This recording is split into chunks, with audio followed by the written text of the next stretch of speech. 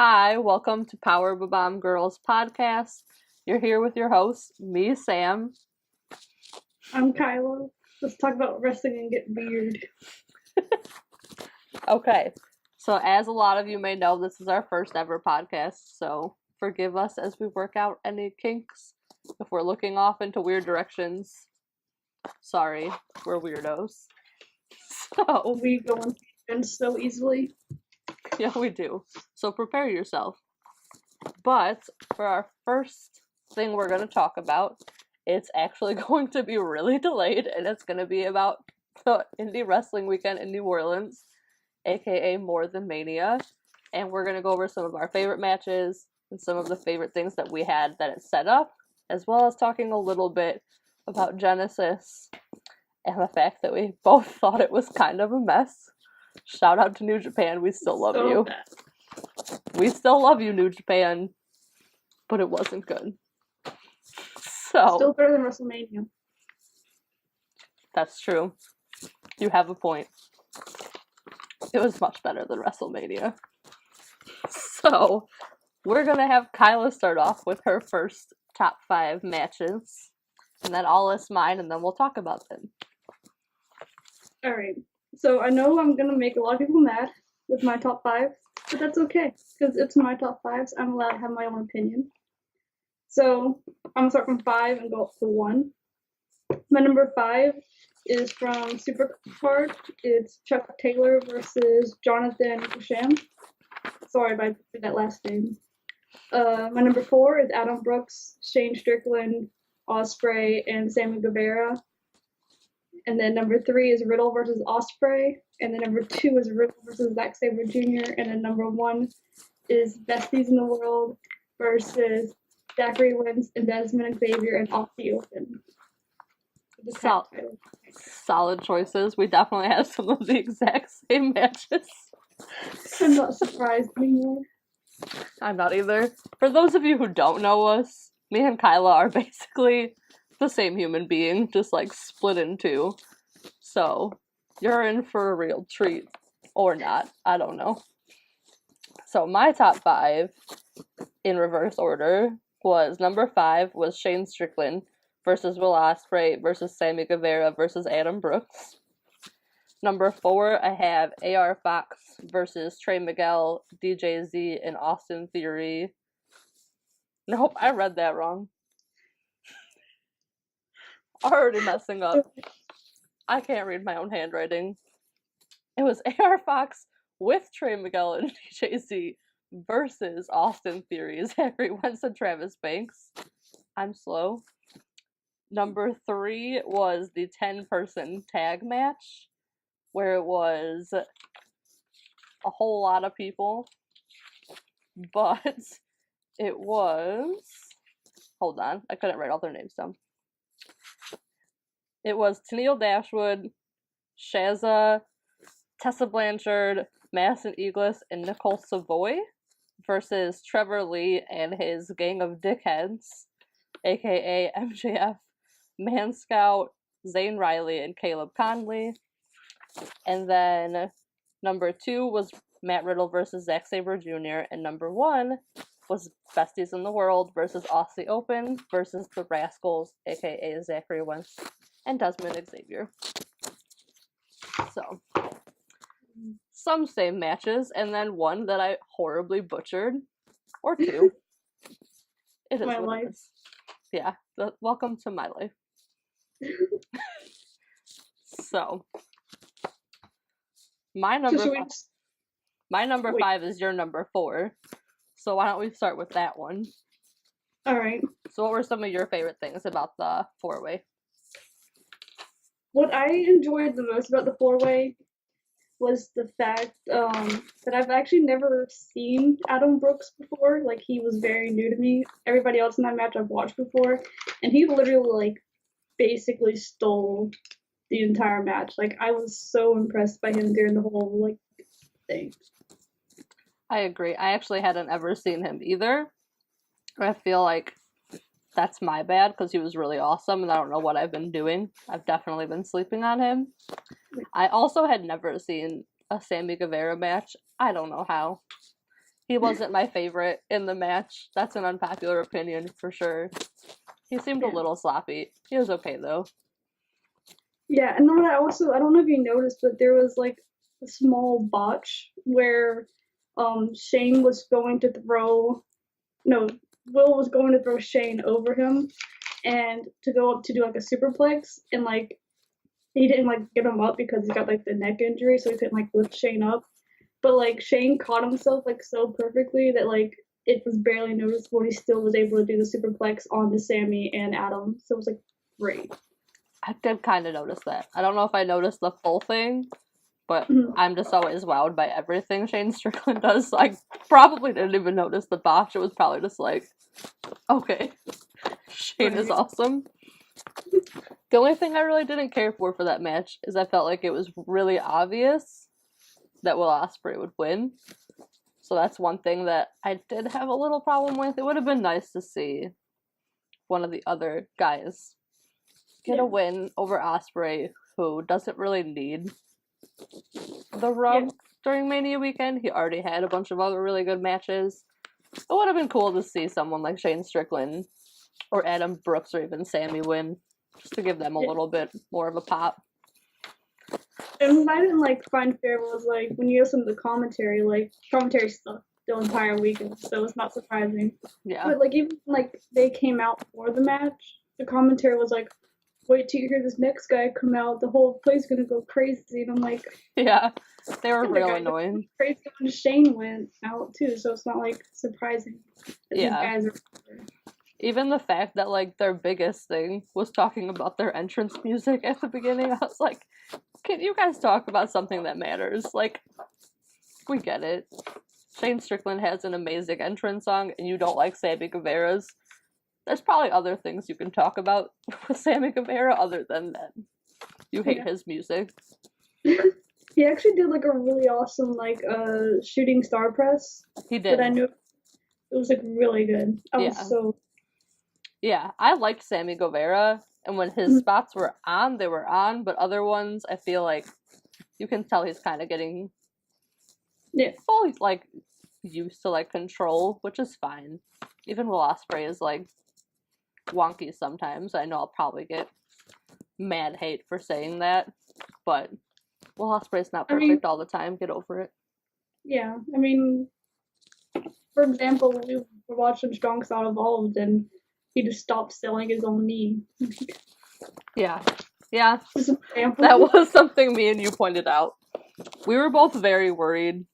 We were like, oh my god, is he selling really well? Or is his knee really hurt?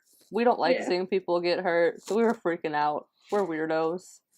And not even like 30 seconds after worrying, he's like hopping along on his knee just fine and like running all over the ring. We're like, alright, cool. Guess he's fine. Total opposite of his match at Genesis, where I was nauseous the whole time and me and Kyla wanted to die. We'll touch on that like later, but yeah, I'm jumping the gun.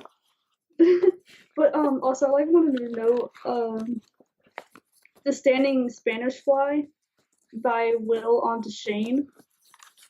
Like, that was good. I'm like a sucker for like Spanish flies because they're just so beautiful. But when like they can do it from like not even using a rope, it just like blows my mind. Oh it's yeah, really for simple, sure. But it like blows my mind every time. Oh yeah. See, I don't think it is simple. I think it's really impressive. I like that also. Yeah.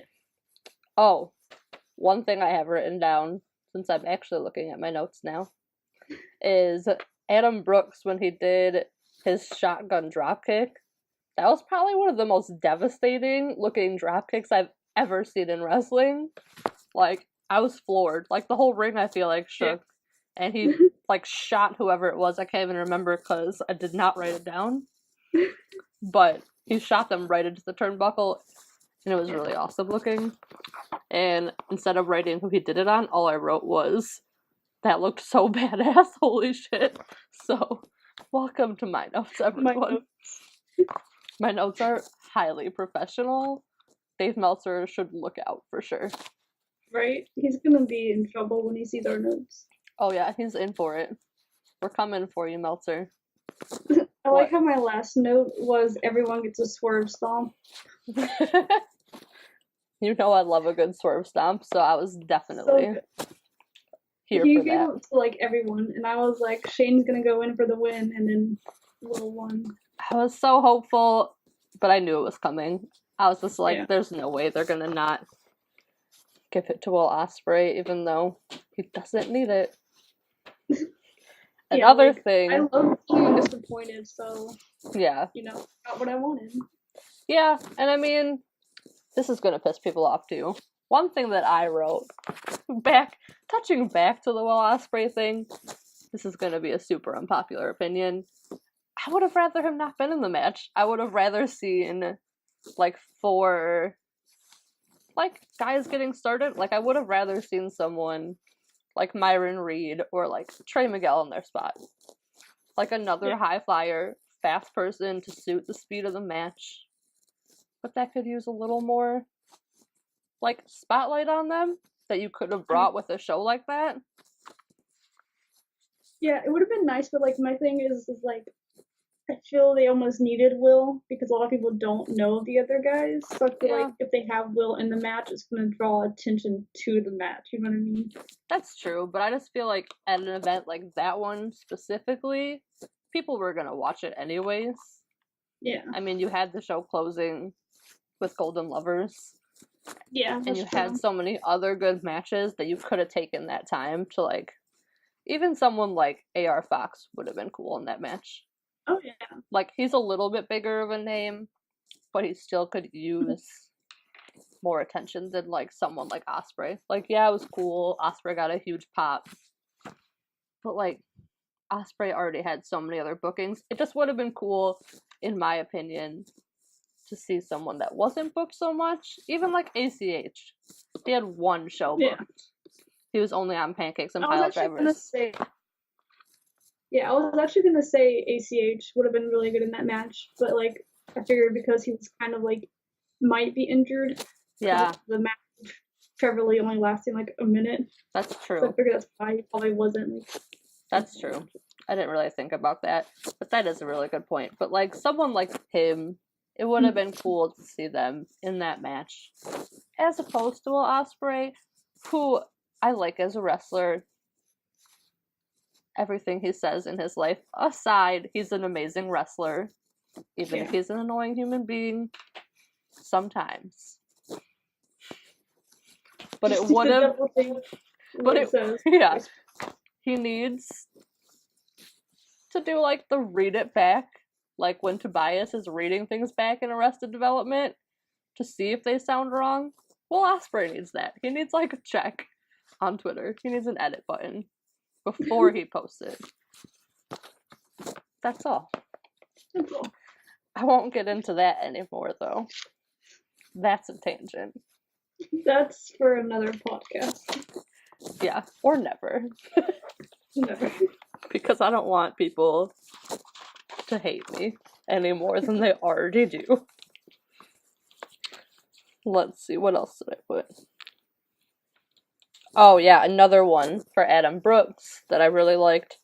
When he did his diving knees from the top rope. Mm-hmm. It was awesome.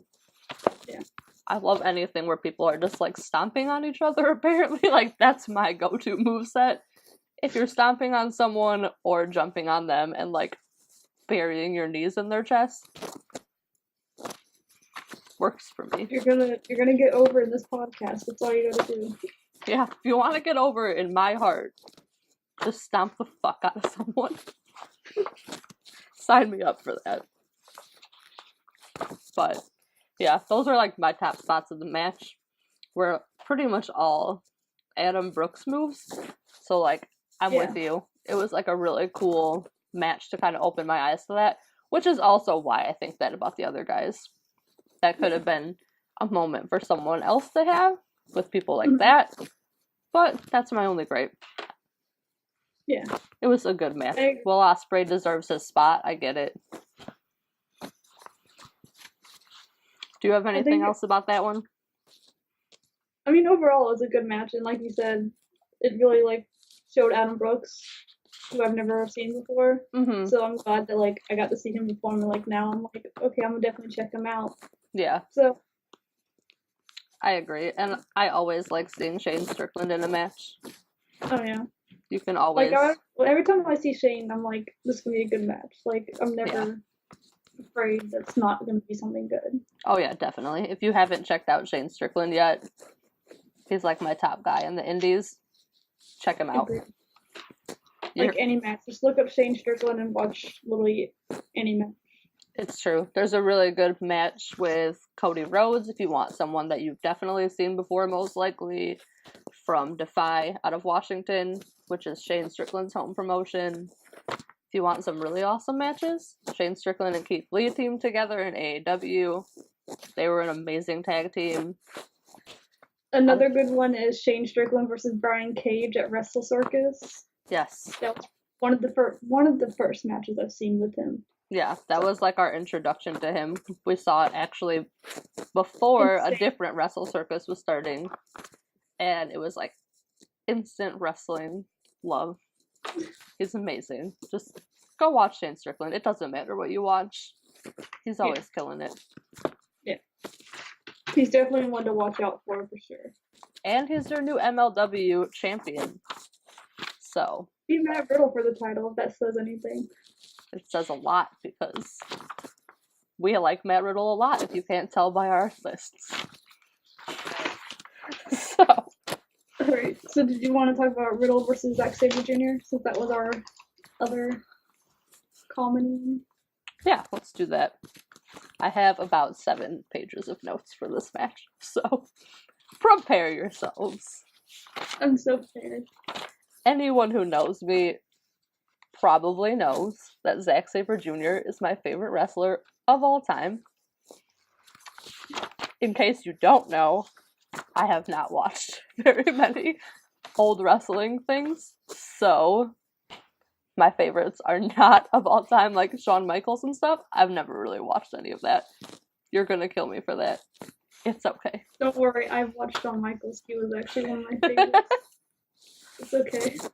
I really like any Shawn Michaels matches that I've seen, but when I say Zack Sabre Jr. is my favorite wrestler of all time, I mean literally of all time, because I just started watching wrestling more recently in the past few years.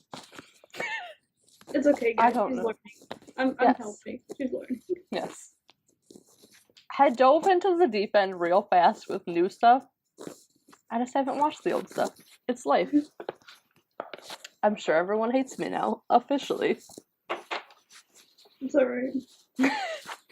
Okay. So the first note that I have, if this tells you anything about me, is this match will be the death of me because I love them both so much. So, that should tell you everything you need to know about why it's in number 2. But I will let Kyla start off with some of her favorite things.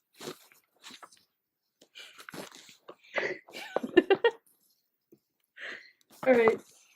So what I liked most about it was that it wasn't one of the matches that were, well, like, I didn't really hear a lot of people talk about, so it wasn't, like, super hyped up.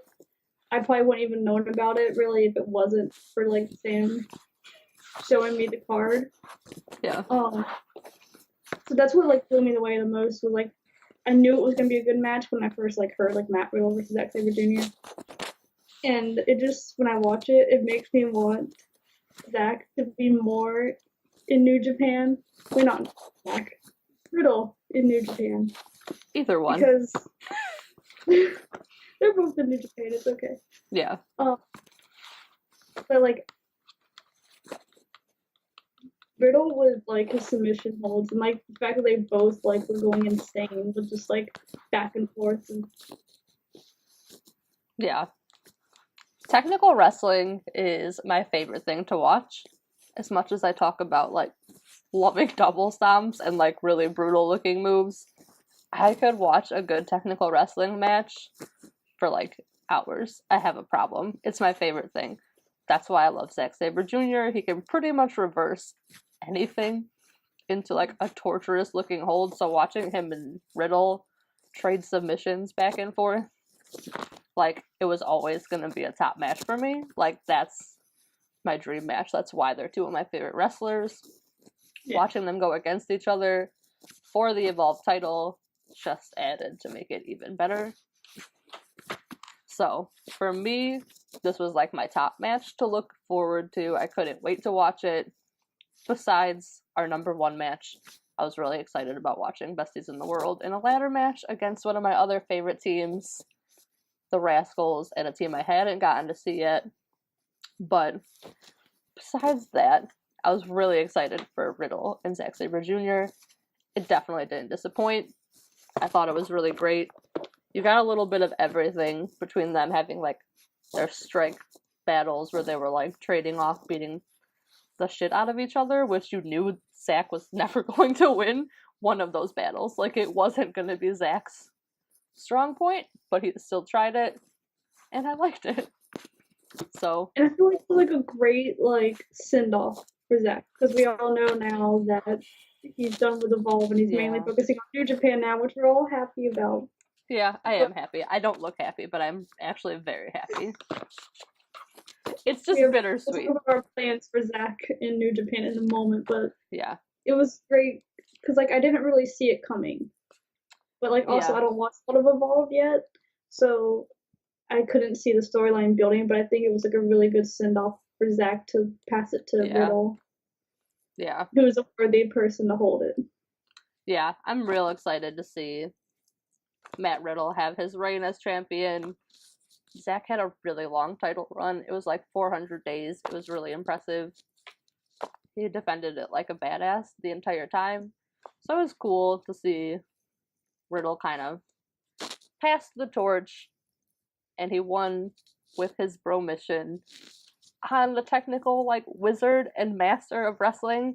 So I think that's like a really cool rub for Matt Riddle. I was excited to see Zack tap out, as sad as it was knowing he was going to lose his belt. But everyone who knows me knows I really want Zack in New Japan all the time, so I can't really complain about that. I have a very long-term plan for what I want Zack to do in New Japan. Like Kyla said, we'll talk about that. But let's see. Oh, one of the spots I really liked was when Zack Sabre Jr. had Riddle in a guillotine hold, and I was really hoping he would break it with like a badass suplex, and it definitely didn't disappoint. He did a really, really brutal looking fisherman's buster. That was one of my top spots of the match, because I love any kind of like octopus or guillotine submission. Those are like my favorite things that Zack does. I love watching him choke people to death. I don't know. I completely agree. But it was a really cool move to counter it, and it just goes to show like how talented both of them are, because the whole time I always knew like there's no way that Zack Sabre Jr. is gonna tap Matt Riddle out with any kind of octopus or hold, because Matt Riddle can definitely toss him across the ring at any moment, and it was just cool waiting for those spots. Yeah, and I feel like it was a good match to have for Zack after the Okada match, just because it was two submission like technical wrestlers versus each other, rather than like someone that's not super into submission wrestling. Mm-hmm. So I feel like it was a great, like the both of them, and you knew it was going to be like great. Yeah, you did. I mean, Matt Riddle was a beast. He worked like an insane amount of matches for New Orleans weekend. Didn't we count it to be like 8? It was it was a shitload. Like, it was like every single GCW show except for like Kaiju Battle, I'm pretty sure, and like Shimmer. So like he worked his ass off all weekend, and despite that still put on like amazing matches. Mm-hmm. Like, I actually did not get the chance to watch Matt Riddle versus Will Ospreay like you did. I was planning on it today, and I ran out of time. I had a job interview and everything, so that's my fault. I need to watch it still, and I definitely will. But yeah, Matt Riddle put on some of the matches of the weekend for sure. And considering how many he had, like, to put on a match as good as this one would be impressive on its own. But the amount of counters we got from both of them was like everything a wrestling match should be to me. It was perfect. Yeah. And it was definitely one of those matches where you like, either way, you would have been happy whoever won. Oh yeah, definitely. I mean, For deep us, down, anyways, because we like those. yeah, like deep down, I actually wanted Matt Riddle to kind of win, and I had a feeling that he would, just based off the fact that Zach was on the Evolve 102 card for this match, and was not for 103. But Matt Riddle was headlining against Sekimoto, and I had a feeling it would probably swap hands. But they definitely had enough, like, tension in the match to where there were, like, a lot of instances where I was like, okay, never mind. Like, Zack Sabre Jr. is definitely retaining. And then every time at the last second, Matt Riddle would break out. So it was really cool. Oh, also, for one more perfect note that'll definitely get us plenty of followers. My last note for the match was Matt Riddle turning down a post-match handshake to do a fist bump instead is peak Matt Riddle and everything I love about him. And I stand by that. I agree so much. Yeah, it was a great moment to wrap it up because Zack Sabre Jr. and Matt Riddle had a pretty fierce rivalry from what I hear in Evolve. I haven't watched all of it, but yeah.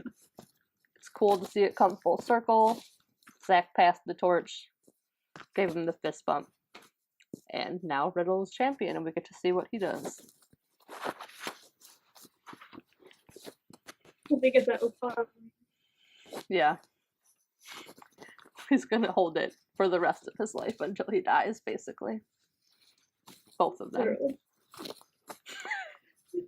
But I'm not salty about the Okada-Zack match at all, so it's alright. We'll get to that. Alright. So one of the matches that I had that you didn't, which is two, but one is the one that I messed up horribly, which was a 6-man tag, where we had a lot of my AAW favorites from like the indie scene paired up together. So I was a big fan of it. So I got to see AR Fox team up with DJZ and one of my personal favorite wrestlers, Trey Miguel. I was really excited to see Trey on the card. He didn't get as many matches as I would have liked to see Mania weekend. Because, in my opinion, Trey Miguel is going to be definitely one of the top like stars in the few years.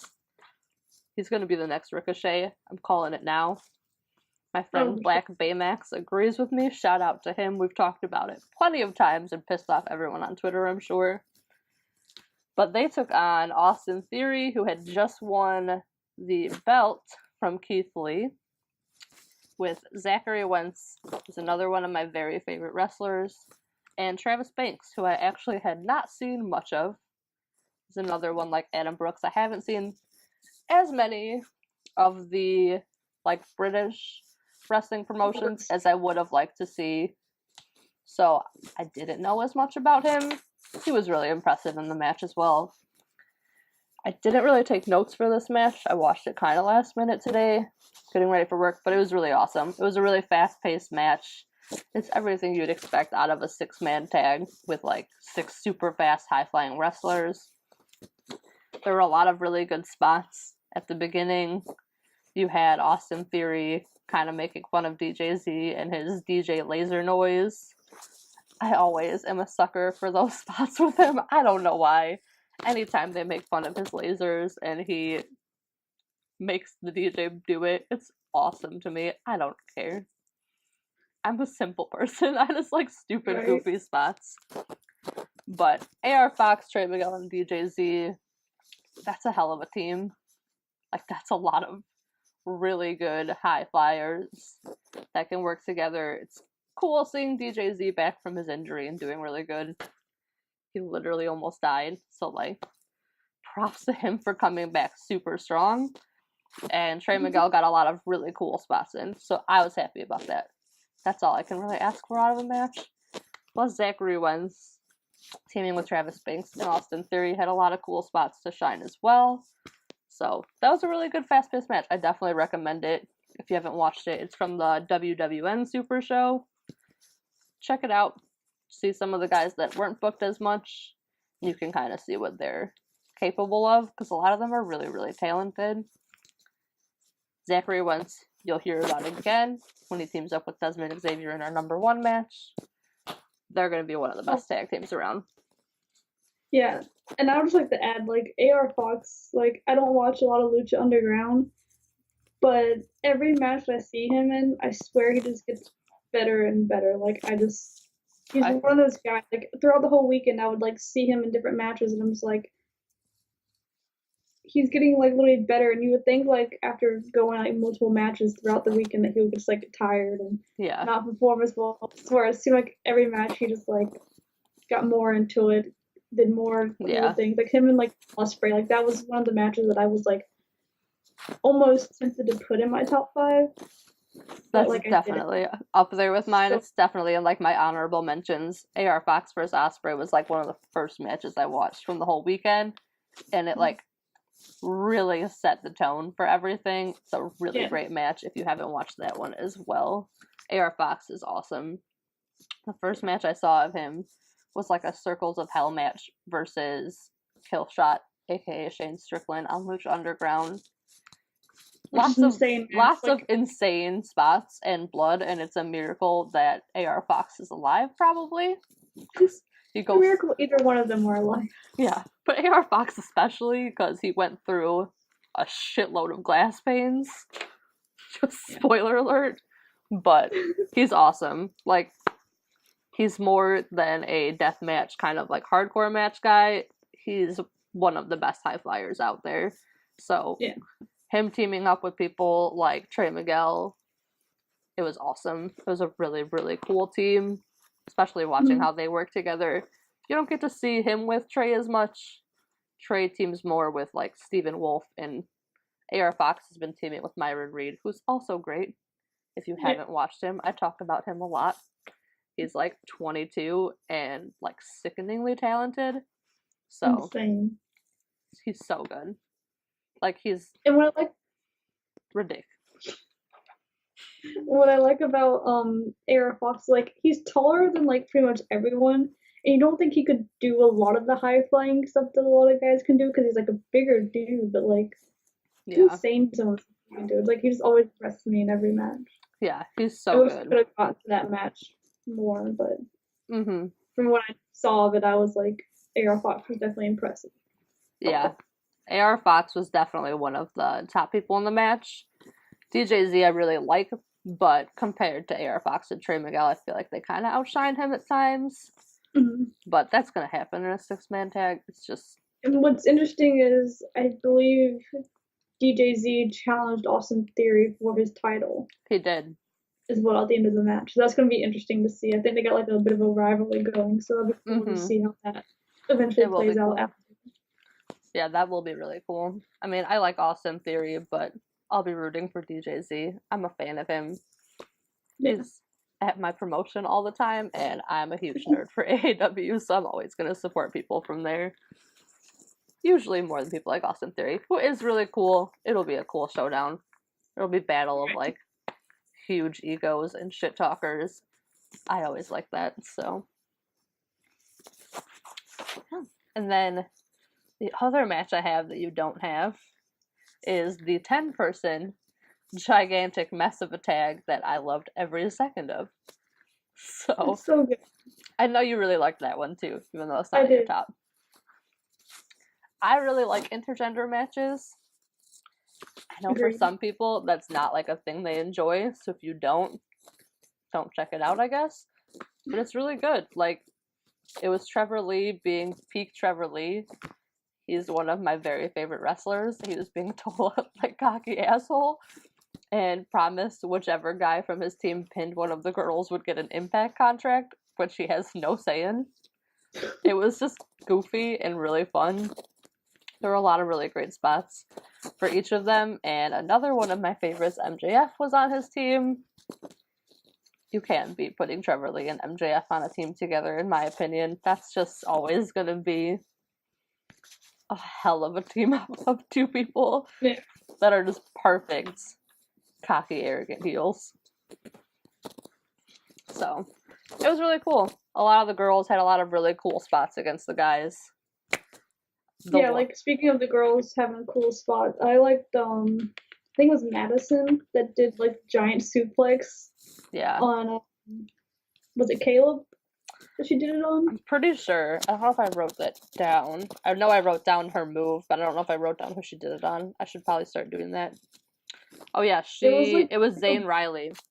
I did write it down. Yeah, she suplexed Zane Riley. He's a big dude. She's amazing. Like, she is a beast. She's definitely someone I'm going to be looking more into after this match, and she was the one that stood out the most for me for the girls.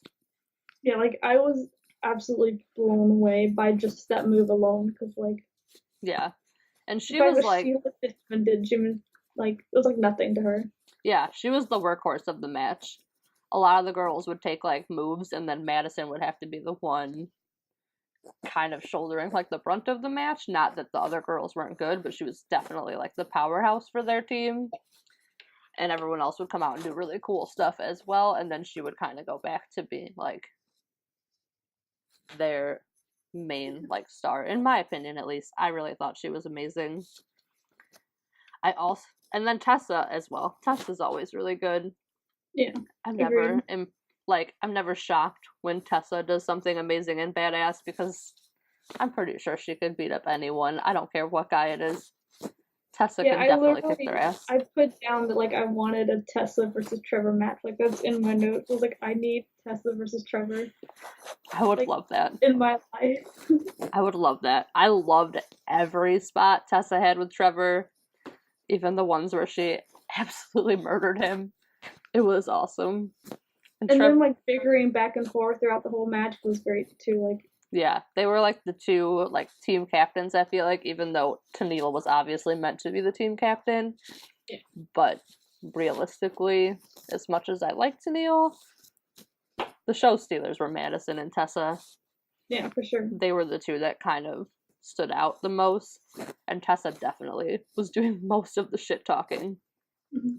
But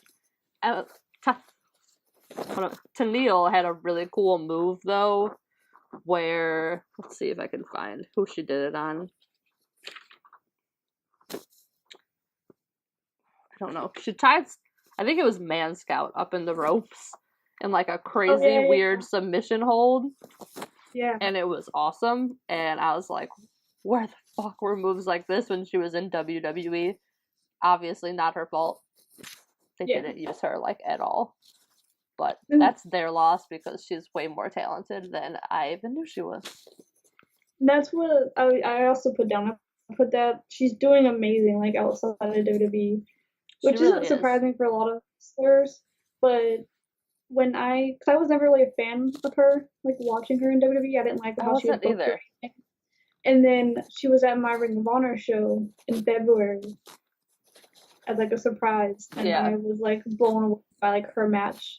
It was awesome. And, like, now I'm, like, actually looking forward to seeing her in more matches after that. Yeah, I didn't care for her, like, at all in WWE. I feel like they booked her super shitty. That's not super surprising, especially when it comes to their female talent, let's be honest. No shade to WWE. I mean, I guess a little. But, like, they don't book female talent well. They book them either as, like, catty backstabbers like you see with Bayley and Sasha right now, or they've booked them as, like, lone wolf, like, super aggressive, like, angry chicks. And, like, that's fine, but, like, you need depth to the character, and I feel like now that she is out on her own, with her own license on the character and doing what she wants, she has that more. Mm. Like, she definitely channels, like, her angry, like, more mean, vicious side, but, like, she has more to her now. And it's not just, like, stomping on people and, like, breaking their arms in the ropes. Like, she actually does cool moves at spots. Yeah. So, good for her. I'm really excited to see her on the indies. She was at my last AAW show, and she killed it. She was really great in the match, so I'm with you. I'm very impressed with her. Yeah, I feel like she's definitely like trying to find herself more. Like she's slowly becoming her own like character and her own thing. Yeah. Really. And I feel like she's only going to get better on the indies the more she's out there, so yeah. I'm excited to see what she does. Agreed. Another spot that I really liked from this match was, I can't remember who he did it. Trevor hit someone, I think it was Madison, and was really, really proud of himself and was like cheering aggressively for a really long time until he turned around and saw that she had jumped back up right away and then tried to run away and got like grabbed and got the shit kicked out of him. Honestly, I loved it. Like, I love Trevor. He's such a ridiculous, like, asshole heel, and it's amazing. I love a good heel character. That's one of my favorite things, so I need to be more proud of everything I do. Like, Trevor is proud of everything he does. Like, that's life goals right there. Let's be honest. Let's just be like Trevor Lee. Yeah, basically. So I'm gonna talk about my two matches that Sam did. I'm gonna start with my number 5. This is Chuck Taylor versus Jonathan Gresham. This match was at Super Card of Honor. I'm sure a lot of people are gonna be like, oh my god, why didn't you pick Kenny Omega versus Cody, or why didn't you pick Hangman versus Coda? Well, because I like this match a lot. And it really like surprised me because I've actually never even heard of Jonathan Gresham. He's very new, if I understood correctly. He just got back from like a knee injury, and he faced Chuck Taylor, who is honestly like one of my like favorite wrestlers. I love him to death. Me too. He's like the sweetest guy ever. But I wouldn't know. I've never met him, but he seems amazing. You can take my word for it. Oh, I believe you. I would like to note that my very first note on here is this is my number 5 match because of the best friends hug. Because Trent was there. That would surprise literally no one that knows me or you. But it's everyone who doesn't know us well. Yeah. Me and Kyla are basically best friends' biggest fans, so. Literally. Right or die. So I like this match a lot because usually when you watch a Chuck Taylor match, you're kind of like suspecting like, oh, he's gonna do like a funny bit. It's gonna be kind of like a comedy match. But this match, he actually like showed that he's actually a really talented wrestler, which I think he needs to show more. Not that I don't like his comedy matches because I love them to death. That's why I fell in love with them. But like, he really proved himself in this match, and I was happy that they actually, spoiler alert, let him win. Yes. It's like, usually he's in these matches and he gets kind of overshadowed by like the talented wrestler. So it's cool that he actually had someone that like could compete with him at his level. Not saying he's a bad wrestler, that's sounding bad. Yeah. Chuck Taylor is used a lot to put other people over. Same with best friends as a whole. They're stuck in that, like, not stuck, but like they're in that comedy tag team trope where sometimes they're used as like the stepping stone to get people over because they put on really good matches, but they do it funny while they're really good at selling other people's moves. So I know what you mean. Yeah. So like, even though this card was like the very first match, even though this match was the very first match on the card, it really was like a good opening match for the rest of the show, I believe. Like I said, Jonathan, he was like super. Like, he was doing really cool moves. He did botch a move, but they worked it out. They did a really good job. Trent kind of like helped them work past that, which was cool to see. Even though Trent's kind of broken right now, his arms hanging off. It's sad. There was an awesome like outside the ring backbreaker that Chuck did that I really enjoyed.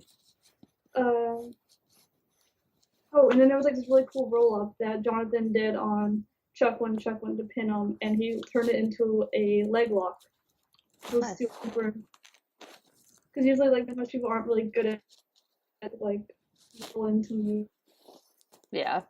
And then my last, like, impressive thing that I thought was Chuck did, like, a really cool Falcon Arrow on Jonathan, but then Jonathan kicked out, which is surprising because small mouth could kick out the Falcon Arrow.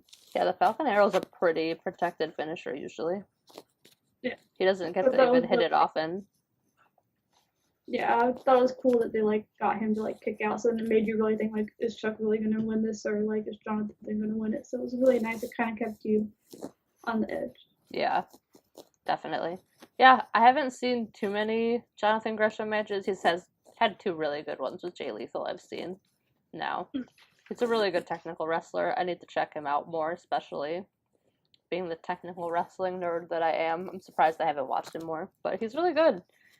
And I agree with you. I was really excited when I heard it was a little bit more serious of a match and that Chuck won. We've had some people who are not our friends now who like to talk a lot of shit about wrestlers like Chuck and Trent and say that they're just comedy acts and that they aren't as good as some of the wrestlers that that person like idolizes. But I think matches like this definitely prove that people like that are wrong. Yeah. They're definitely more than a comedy act, and I wish more people would recognize that about Chuck Taylor and Trent.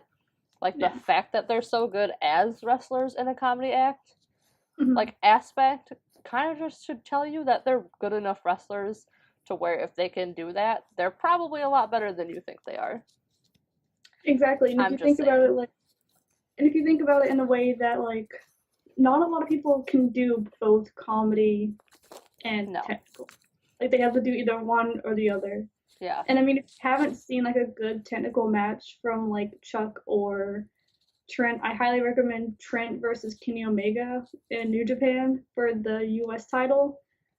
So good. Probably, like, one of my favorite matches, like, I've ever seen. Like, it's really good. I'm not just saying that because they're two of my favorite wrestlers of the time, but, like, legit. Yeah. Really good match. Yeah. And then obviously me and Sam are both excited to see best friends versus each other, where they practically kill each other. Yeah, one day we're gonna watch that, and we're probably gonna die, and that will be the last Power Bob-Omb Girls episode. It started and it ended very young. Cause of death for the Neon Knights PWG pay-per-view. Honest. But yeah, Chuck Taylor's a lot more talented than people give him credit for. I'm kind of tired of seeing people take advantage of that and talk shit about him. That's just me. I mean, just watch any of his single matches from PWG. Like, yeah, you'll get some funny spots in there, but, like, he's did a really good job with Ricochet where he run the title. Yeah. That's a really good match. And I hear, like, his Keith Lee match for the title was really good, but they haven't came out yet. Yeah, we can't see that yet. Yeah. But yeah, he's really talented. Chuck Taylor's talented as fuck. You can fight me over it. I don't care. Yeah. You can fight all of them. Yeah, you can fight me and Kyla. Come at us. You know who you are. Alright, Kyla. Tell us about your other match. Anyways. So my number 3 match is Riddle versus Ospreay. Would like to know my very first note on this one is just bro with an exclamation point. So you already know who I'm rooting for in this match. Same. Oh, and then my second note is why can't I be as cool as Matt? You know, that's something I think literally every time I see Matt Riddle, so that's basically just a proverb of life. And then, so what I would like to start out with is, like, there was a spot on the apron that I really liked that Will did. It was kind of like a callback to Genesis where he actually got, like, his neck injury and, like, busted his head open. He was about to do the same move that he did on Marty, but he, like, paused and, like, looked at the crowd, looked at the apron, like, looked at everything, and he was, like, basically took a moment to, like, think, like, am I gonna actually commit to this move that, like, basically almost ended my career? Yeah. Like, should I actually do this? And that gave Matt enough time to counter it and then do, like, a beautiful beautiful German suplex on the apron, which basically almost made me like die because I thought he killed Will. Was actually dead at this point. Like he's Rest in not alive. peace. And that's when I was like, Osprey just has a death wish at this point. He just wants to end his career early. He really might. That's like my main complaint about Osprey, besides like some of the dumb shit he says. He takes too many risks. Like he's stupid talented, but if he doesn't stop doing dumb shit and controlling himself, like how Ricochet does, he's not gonna have a long enough career to be like Ricochet. Yeah, like, I definitely agree with that. That's like one of my main concerns when I watch any of his matches. I'm like, this easily could be one of his last matches. He gets sloppy, and I feel like that's the same thing I saw with Sammy Guevara in his match. But I feel like even he sometimes, like from that match, I haven't seen that many of his matches. That was like my first time. But even he shows more control, I feel like, and he's at a younger stage of his career. Like, Will Ospreay should probably be a little more careful in the ring. If not for him, for other people. I'm not going to jump on the bandwagon and call him like an unsafe worker. Because he mostly puts his own self in harm. But like, I don't want to watch a match where he paralyzes himself. Or like does a move that just ends horribly like that other one. And could potentially end worse. It would be terrible to see like another, like, basically another Shibata. Like, it would be terrible to have to see him go through what Shibata went through. And we're lucky that Shibata is finally coming back and actually is working again. Hopefully he doesn't start taking bumps anytime soon, but he's able to actually like walk and do things normally. Like he almost couldn't do that. He almost died. Like that's gonna be Will Ospreay if he doesn't take it a little easier. Like he doesn't need to like tone down his talent, but he needs to learn how to like rein himself in and work safer for himself. I feel like he gets that adrenaline rush and it just kind of goes to the back burner and he just like. Yeah, I mean, I can't say shit. I'm not athletic. I can't do any of the things he does, but like, I want to see him have a long career and be like one of the greats because he is very talented. So good. It's not gonna happen if he doesn't start trying not to kill himself in matches. Yeah. And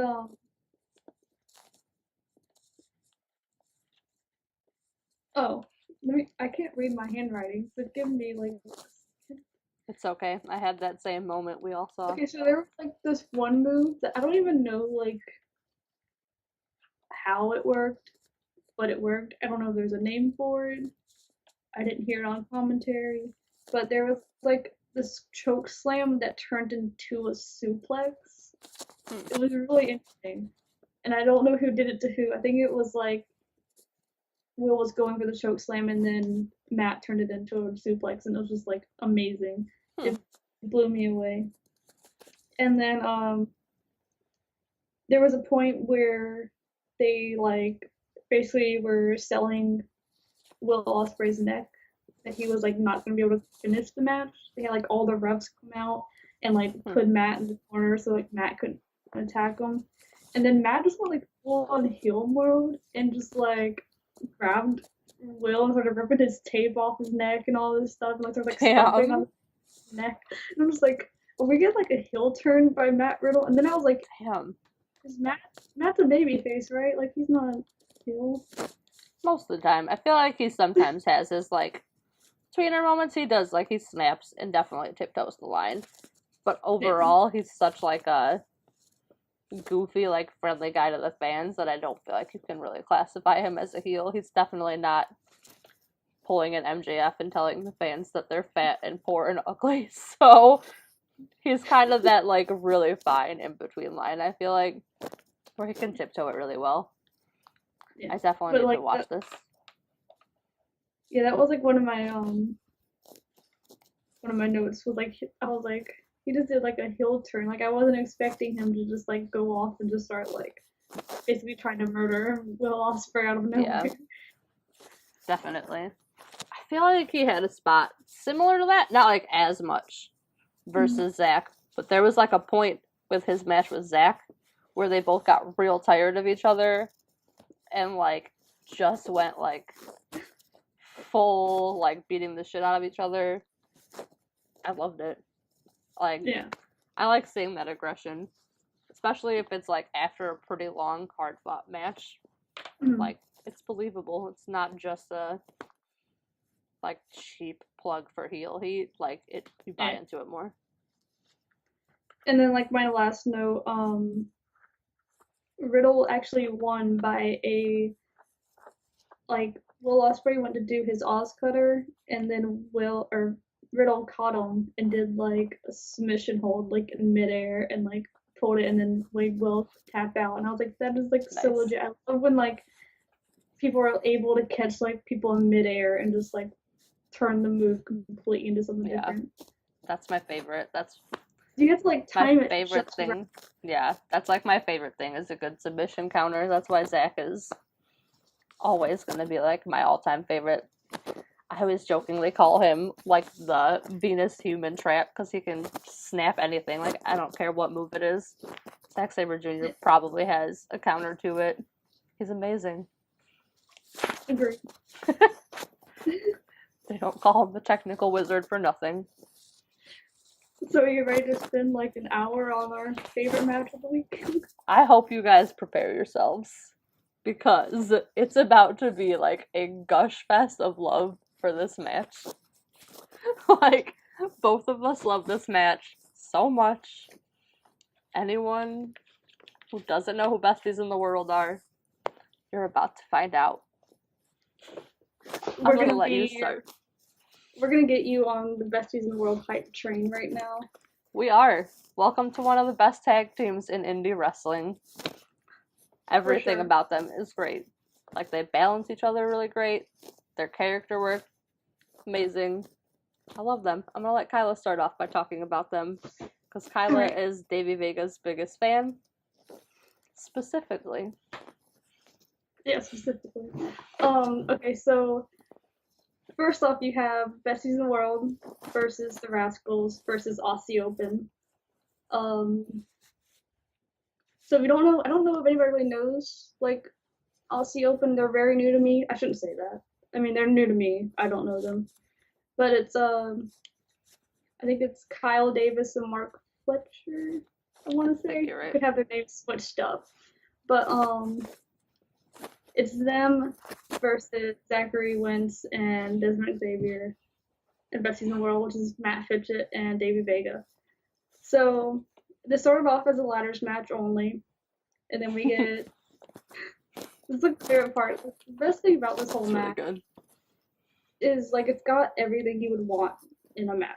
It's got awesome spots. It highlights everybody's best points. Like everyone gets a moment to shine. It's not like a tag team is overpowering another tag team. Definitely. And then so when they come into the ring, you get besties in the world, and Matt decides he wants to go hardcore. They're hardcore boys. They're very hardcore. So he wants tables, he wants chairs, he wants ladders. He wants to get crazy. It's 11 in the morning. They're full of pancakes. They want to go hardcore. So Matt announces that they're hardcore. And what does Davey say? We're not hardcore. Yeah, Davey Vega wants no part of it. No. It's He's amazing. like, no, we're not. And then I love they start like pulling in like all of these like they pull in plywood, they pull in ladders, they pull in chairs. And my favorite part of the whole match is because it reminds me of Sam and me, but it's like Matt is like hyping up Vega so much. He's like, we're gonna do this, we're gonna do this. And then like Vega's just like, no. Yeah. No. There's like a whole bunch of really amazing spots. Like right off the bat in the beginning, they're setting up like plywood and ladders in the corners of the ring and basically murdering each other. And Davey Vega is literally just standing to the side, watching everyone else basically try to end each other's careers until they're all on the ground outside of the ring because they all went through plywood or got slammed onto ladders. And it just leaves Vega alone in the ring, kind of looking confused and like put off by the whole thing. It's like excellent character work by Vega. He's so good at being his character. And like his balance with Matt is like everything I love in a tag team. They're perfect. He's totally like the more neurotic, hesitant one, and Matt is like the more crazy, wild one that wants to like push him to do stuff.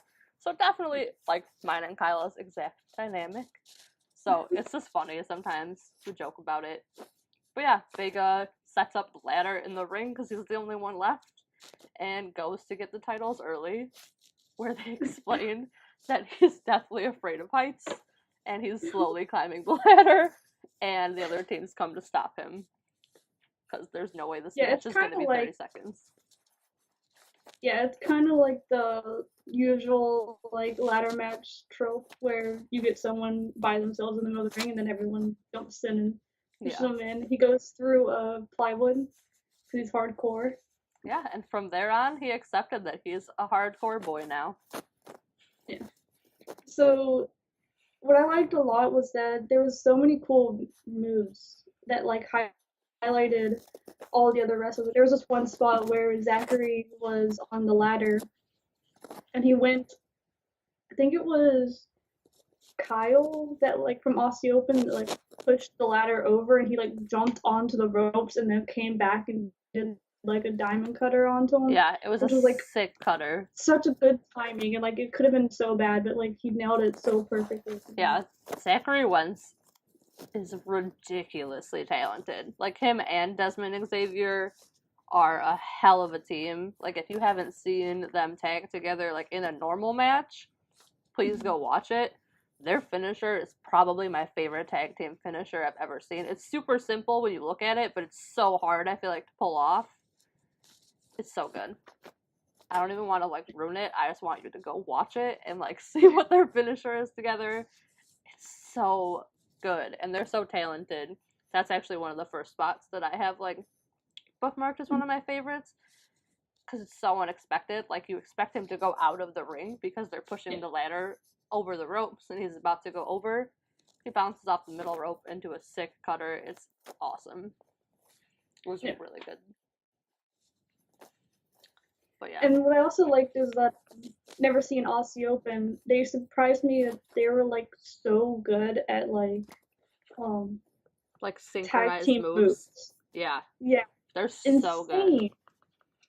Like, that's like how they dominated most of the match was just them like doing like these insane moves. Like when they had Desmond up onto the ladder on the dude's shoulder and he just like threw him to his buddy and like they just nailed it. They have some of the coolest like dual moves that I've probably ever seen from a tag team. I was super impressed with Aussie Open. I had never seen them before.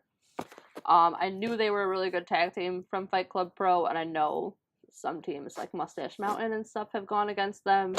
And I think like Zack Sabre Jr. and Angelico went against them at a recent Fight Club Pro show. But I haven't gotten to watch as much Fight Club Pro as I would like to, obviously, if you can't tell by us not knowing some of them. They're amazing. There was a spot, too, where I think Fletcher's the skinnier one. I probably should have looked it up. That's my bad.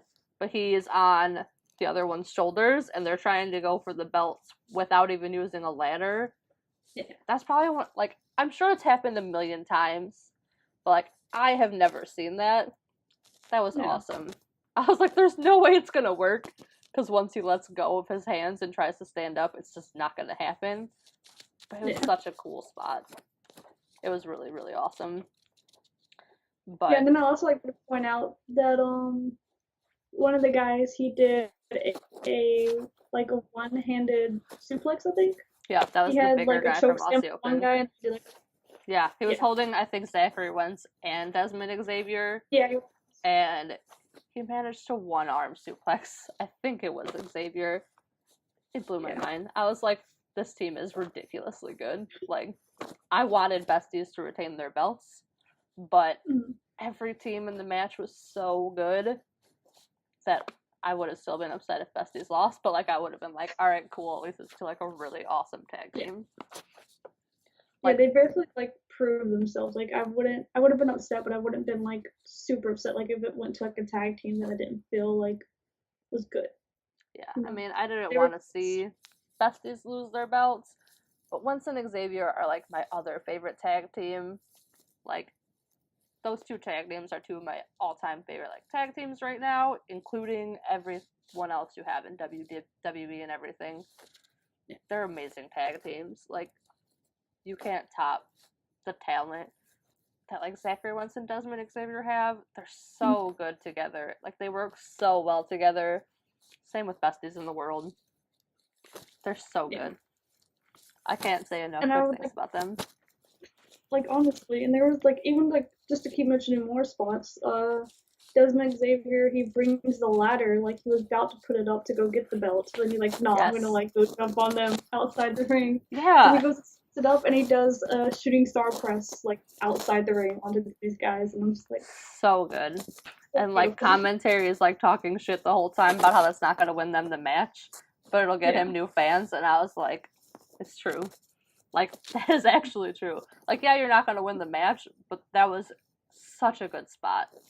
Yeah. Desmond Xavier is so talented. I keep saying that about everyone, but like, that's what this match was. Like, this match was a spot fest of some of the best talent you could find on the indies. Agreed. It's like hands down my favorite match that happened, like from all of the ones I've seen. And there are a lot of good matches that I would have liked to talk about that aren't in this top 5, but like nothing ever even came close to topping this match for me. Yeah, agreed. Like nothing at all was anywhere near this match. And like, and the thing is, like, it was legit WrestleMania night. Like it happened, or WrestleMania morning. So like it was literally the end of the weekend. So it was literally it? one of the last. Yeah, it was one of the last matches. I forgot that it was on Sunday. Yeah, it was like one of the last matches. So like literally they topped every match of that weekend that we got to see. Yeah. And what I also was gonna mention is usually like I'm not usually like super big on when the guys are outside the ring and they're all like running and jumping out. Yeah. I'm not usually not like, a fan of that, but they pulled it off in such a way in this match that like it led because while they were all doing that, Vega was over in the corner setting up a next spot with like a bunch of chairs and a plywood laid out that he could superplex Zachary Wentz through it. So I like that, like he was like setting it up after yelling that he's hardcore and like taking full ownership that Baby Vega is hardcore. In case you people don't know. Yeah, he had to let everyone know that he was hardcore. He did. He came around. Hardcore, just live hardcore. Yeah, and like one thing I wrote down that's super biased, mind you, Davey Vega is so much more talented than people give him credit for. Like, I remember the first AAW show I went to, it was my first time seeing them, obviously. Like, that was my first exposure to Besties in the World and Davey Vega. And everyone in the crowd was chanting, fuck Davey Vega. And I was like, who the fuck is Davey Vega? I'm like, why does everyone hate him? So, of course, I immediately fell in love with Besties in the World, and now they're my favorite. Because, of course, that's how it always works for me. Like, if people hate you, I always end up loving them. But they have just as many people who love them. But I do feel like Vega doesn't get enough credit for how good he is. He's kind of the more low-key member of the two. Like, Matt gets a lot of, like, the spots, because Matt's more of, like, the high flyer, kind of faster one. Davey Vega is a hell of a powerhouse, and he can hit some really awesome shit if you give him time. Like, not even if you give him time, but, like, if you give yourself time to, like, get into one of their matches, Vega's super talented, and he does not get nearly enough credit. Yeah, and even if you go and watch, like, a singles match, like, he's got, like, so many single matches that are, like, so good, and you don't even, like, I'm like, how did it take me so long to find them? Like, obviously it was because Sam showed me them, but, like, it's, like, sucks that, like, these guys aren't getting shown. They have, like, so much talent. And the fact that they've been doing this for, like, so long, and, like, Davey Vega and Matt Fitchett both deserve, like, a shitload more recognition than they get.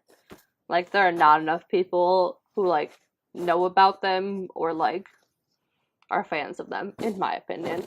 Obviously, I'm biased. They're, like, my favorite tag team besides Best Friends. We always joke that we clearly have a thing for, like, tag teams that are, like, love-hate best friendship situations. But, like, I don't know. I can't get enough of Besties in the World. Their character work is so good. Even just go watch some of their, like, promo work against each other. and how good they are at annoying the absolute shit out of each other. It's so good.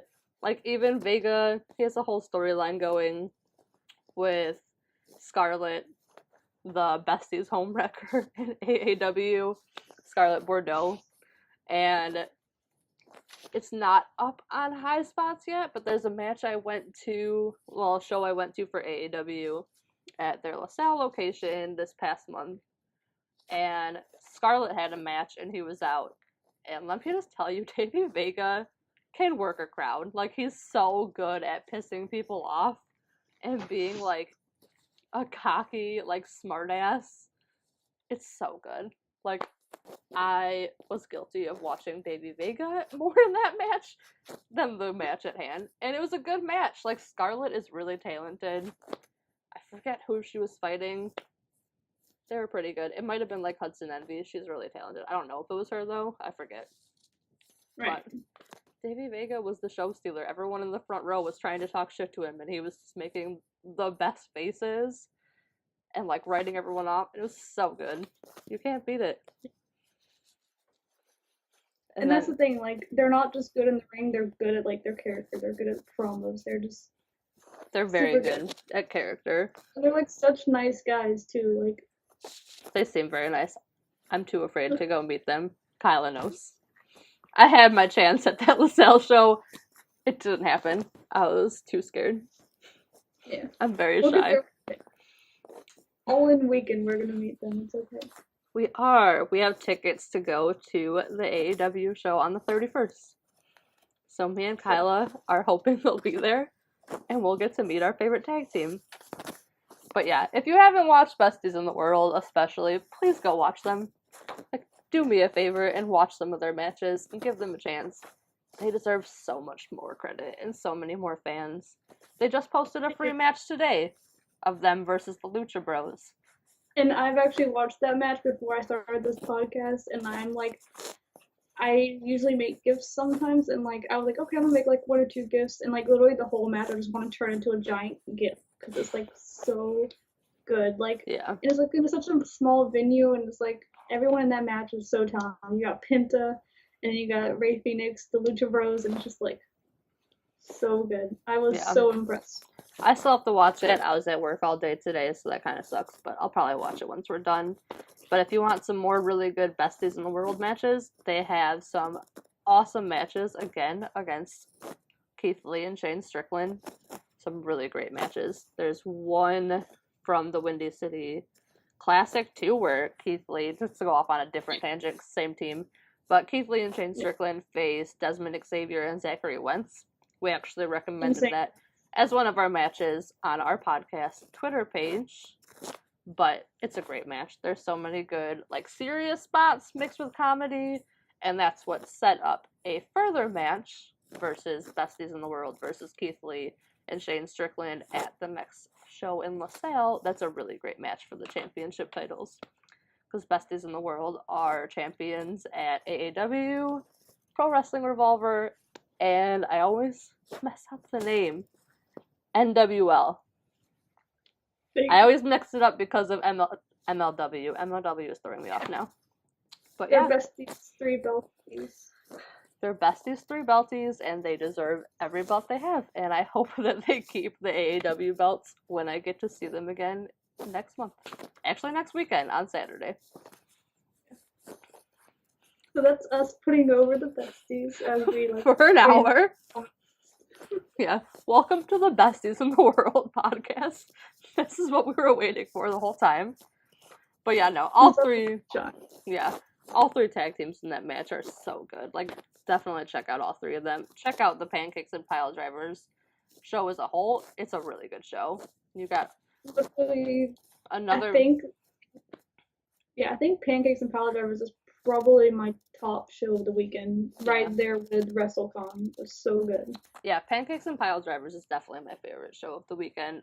Another match from there that was like a first time ever happening that almost made it to my number 5 spot was Shane Strickland versus Jeff Cobb. Awesome match. So good. I love mismatched pairings. I love when you get like a guy who's huge and obviously like insanely talented with more of like powerhouse moves like Jeff Cobb against a high flyer type of really fast guy. I feel like they can play off each other really well. And that match was everything I would have hoped for from that. It was really, really fucking good. I wish it was longer. That was my only complaint.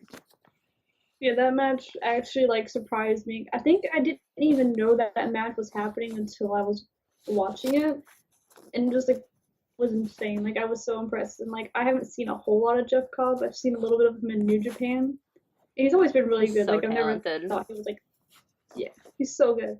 And then like just seeing that match with him and like Shane, and like they're like perfect. I could probably watch them wrestle for like a Yeah. 60-minute match. Yeah, literally my only complaint for that whole match in my notes was that I really wish it had gone on like an extra like 10 to 15 minutes. Mm. I feel like they definitely had even more to give. It was such a good match. I mean, I Yeah. don't know what match I would have taken time away from on that card though either, because a lot of them were really good. Even okay, ACH and Trevor Lee had a title match for ACH's heavyweight championship at Pancakes and Pile Drivers, and It's match with the it's about 2 minutes long, but it's like 99% Trevor Lee just talking mad shit, doing Trevor Lee things, and walking around outside the ring pissing everyone off. It's worth it just to hear him rant, and then Yes. ACH comes out and shuts him up real quick. With a super kick to the face. Yeah, I'm pretty sure ACH was probably injured, just because I think the next weekend was one of my AAW shows, and I'm pretty sure his arm was hurt. That was when that match is put up on High Spots, you'll be hearing about it. I can't talk about it yet. I don't want to spoil matches that aren't up yet. But Yeah. ACH faced Ray Phoenix at that show the weekend after this. It was definitely pretty taped up, so I feel like they probably cut that match short. But it's still a really good match. ACH is also super talented. Like we said before, he could have probably been in that other match. But ACH is a really good mix. He's got a lot of really good power moves mixed with high flying. If you haven't checked him out, check him out. He is awesome. And I will talk about him more when that show is put up in probably like a month or two. Like another match that I wanted to mention that like really surprised me was Juice versus Eddie Edwards. Like it's such an odd combination of two people, but that match like. Are you talking about Eddie Kingston or Eddie? Huh? Eddie Kingston or Eddie Edwards? Eddie Kingston. Okay, I thought so. Oh, you're fine. I'm like so. I had a feeling. I was like, I'm pretty sure she's talking about Eddie Kingston. It's okay. Yeah. I got you. Yeah. Best I wrote it down. Because I read Sammy's name, so like I guess like it triggered like their rivalry, and I was like, ooh. It's hard not to think of Eddie Edwards with Sami Callihan now. Let's be honest. Yeah. But yeah, so Juice versus Eddie was like an actually surprisingly good match. It's good. Because you don't really like think that like the two of them. You see more Eddie as like more like a hardcore type dude, and Juice is like this like flamboyant. Yeah, I mean Juice hits hard as fuck. I'll give Juice that. He's like a goofy, really flamboyant dude, but like his strikes are like hard as hell. Like Juice does not hold back when he punches people. You can tell. So that was like a really good hard-hitting match. Eddie Kingston's another one. I feel like he doesn't get talked about a lot, but like he's very good at what he does. And actually, this is completely a side note. Actually, we'll talk about it later. We're going to talk about some of our favorite storylines going right now. What we want. I was actually going to bring up the storylines, so I was going to kind of like go into I feel you. Yeah. But Eddie Kingston's doing some really cool stuff with AAW right now. We'll talk about that probably in a little bit. But Eddie Kingston is really good. Definitely check him out. And if you can, watch some old AAW pay-per-views and get kind of the wrestling storyline going. That would be wrestling without the E. Because they don't care about the E. And they're awesome. So should we like go on into our New Japan world? Let's do it. So we're going to talk a Alright. little bit about New Japan, and then we're going to move on to some of the storylines we're looking forward to right now, and bring this episode out of WrestleMania weekend that is now a month pretty much behind us, and bring it into the present for our next episode that will be in 2 weeks. Yeah. So, I guess the best way to, like, start this off is basically to start with Genesis, because Genesis is kind of like... It's a good jumping off point. It was the Sunday before Yeah, WrestleMania a lot weekend. of the storylines are kind of starting there, and you're kind of, like, going that way. Yeah. So, So, this is where we start to rant, and we're gonna get a little bit angry. yeah. For those of you who don't know, and maybe weren't following us yet on Twitter, because I was pretty vocal about it, like I always am, I can be kind of an asshole on Twitter. I'll be the first to admit that. It is who I am. I can't help it. I tell the truth about what I feel about things. I did not like Genesis. Like, as a whole, I feel like the whole show was kind of like, I felt like I was being, like, swerved the whole time and, like, punked. Like, there was solid wrestling. Like, the Zack Sabre Jr. Okada match was really good. Yeah. But I feel like every time a match got good on Genesis, they fucked it up at the end. Like, it was, like, weird booking that was not the norm for New Japan for me since I've started watching. Granted, I've only been watching probably about, like, 6 to 7 months. But, like, I've watched quite a few of their older stuff, too. Like, when I like stuff, I will watch older stuff, with the exception of WWE. Sorry, again. But, like, I don't know. It was weird booking all around. Like, obviously, I didn't actually expect Zack Sabre Jr. to beat Okada. I hoped he would. I'm always going to be rooting for my favorite wrestler, and it would have been a really cool actual swerve on people. But I felt like the ending of that match specifically was so shitty. It was a shitty Rainmaker. I don't care. I've had so many people yell at me on Twitter talking shit about the Rainmaker. It was a weak Rainmaker. Ended on the first or second one. Don't end it on a third half-assed one that's like, and he fell over and got pinned. Like, come on. Like, you're gonna tell me that Zack Sabre Jr., man of like 5,000 counters and submission holds, can't counter a fucking Rainmaker. It was so bad. It was to the point, like, I've never been one to turn off a pay-per-view, like, at the ending. But, like, I literally, like, as soon as Zach got the pin, I literally turned the pay-per-view off and I went to sleep. After ranting on Twitter with Sam. Because it was so, like, it was not even just the fact that, like, we kind of hyped ourselves up on, like, Zach winning. We pushed ourselves into that hole. But it was just, like, it was the fact that, like, it was such a terrible ending. Like, not, like, just, like, the finisher was just terrible. It was the fact that, like, you didn't even get, like, a moment to, like, register that it happened, because as soon as the match was over, Tana was in the ring challenging Okada. Yeah. And, like, I'm sorry, Tana's great. He's one of the greatest wrestlers of all time. Same with Okada. Not taking anything away from either of them. I am not a hater of Okada. I am not a monster. Like, I don't hate Tanahashi.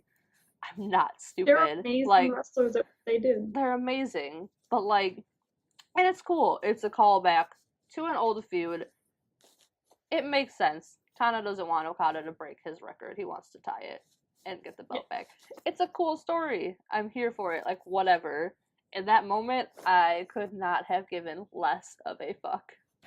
Like, it just felt so half-assed. The way they pushed Zach hard as fuck through the cup, which was awesome. He had a great run in the New Japan Cup. I'm super excited about it still.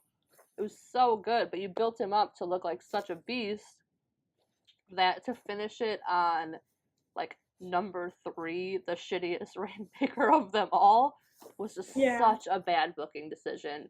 They should have ended it after the pile driver, do a good Rainmaker like his first one was.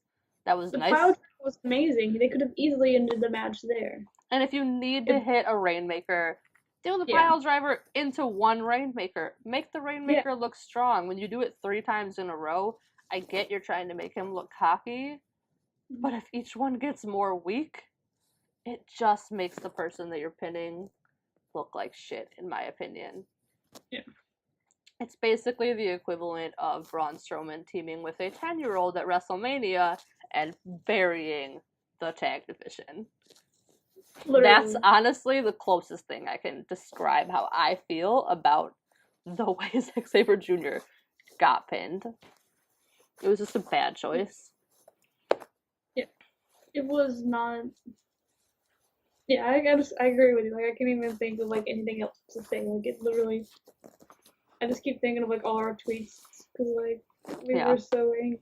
I was so real pissed. I had a lot of people probably unfollow me that night. Yeah. But, I don't know. It is what it is. In retrospect, Genesis was better than WrestleMania, in my opinion. Not gonna delve into that. We don't really care to talk about WWE on this podcast. This is definitely more of an indie and New Japan podcast. Yeah. But Genesis looked better after that. Let's just put it that way. I respected staying up until 6 a.m. watching Genesis. I respect that New Japan's worst booking decisions don't touch some of WWE's best booking decisions. Let's just put it that way. Yeah. Yes. I'm a New Japan and indie mark. If you can't tell, that's obvious. I'll live up to that. I'll own it. I still like WWE. I don't hate it. But it does go to show that even when New Japan is at its worst and I'm not happy with it, it's still better. And I'll still tune into that over other options. Agreed completely. And then, you know, we also got, like, the most stressful, like, match of the night besides the Zack Sabre Jr., which is the Will Ospreay versus Marty, who we basically wanted to throw up the entire time.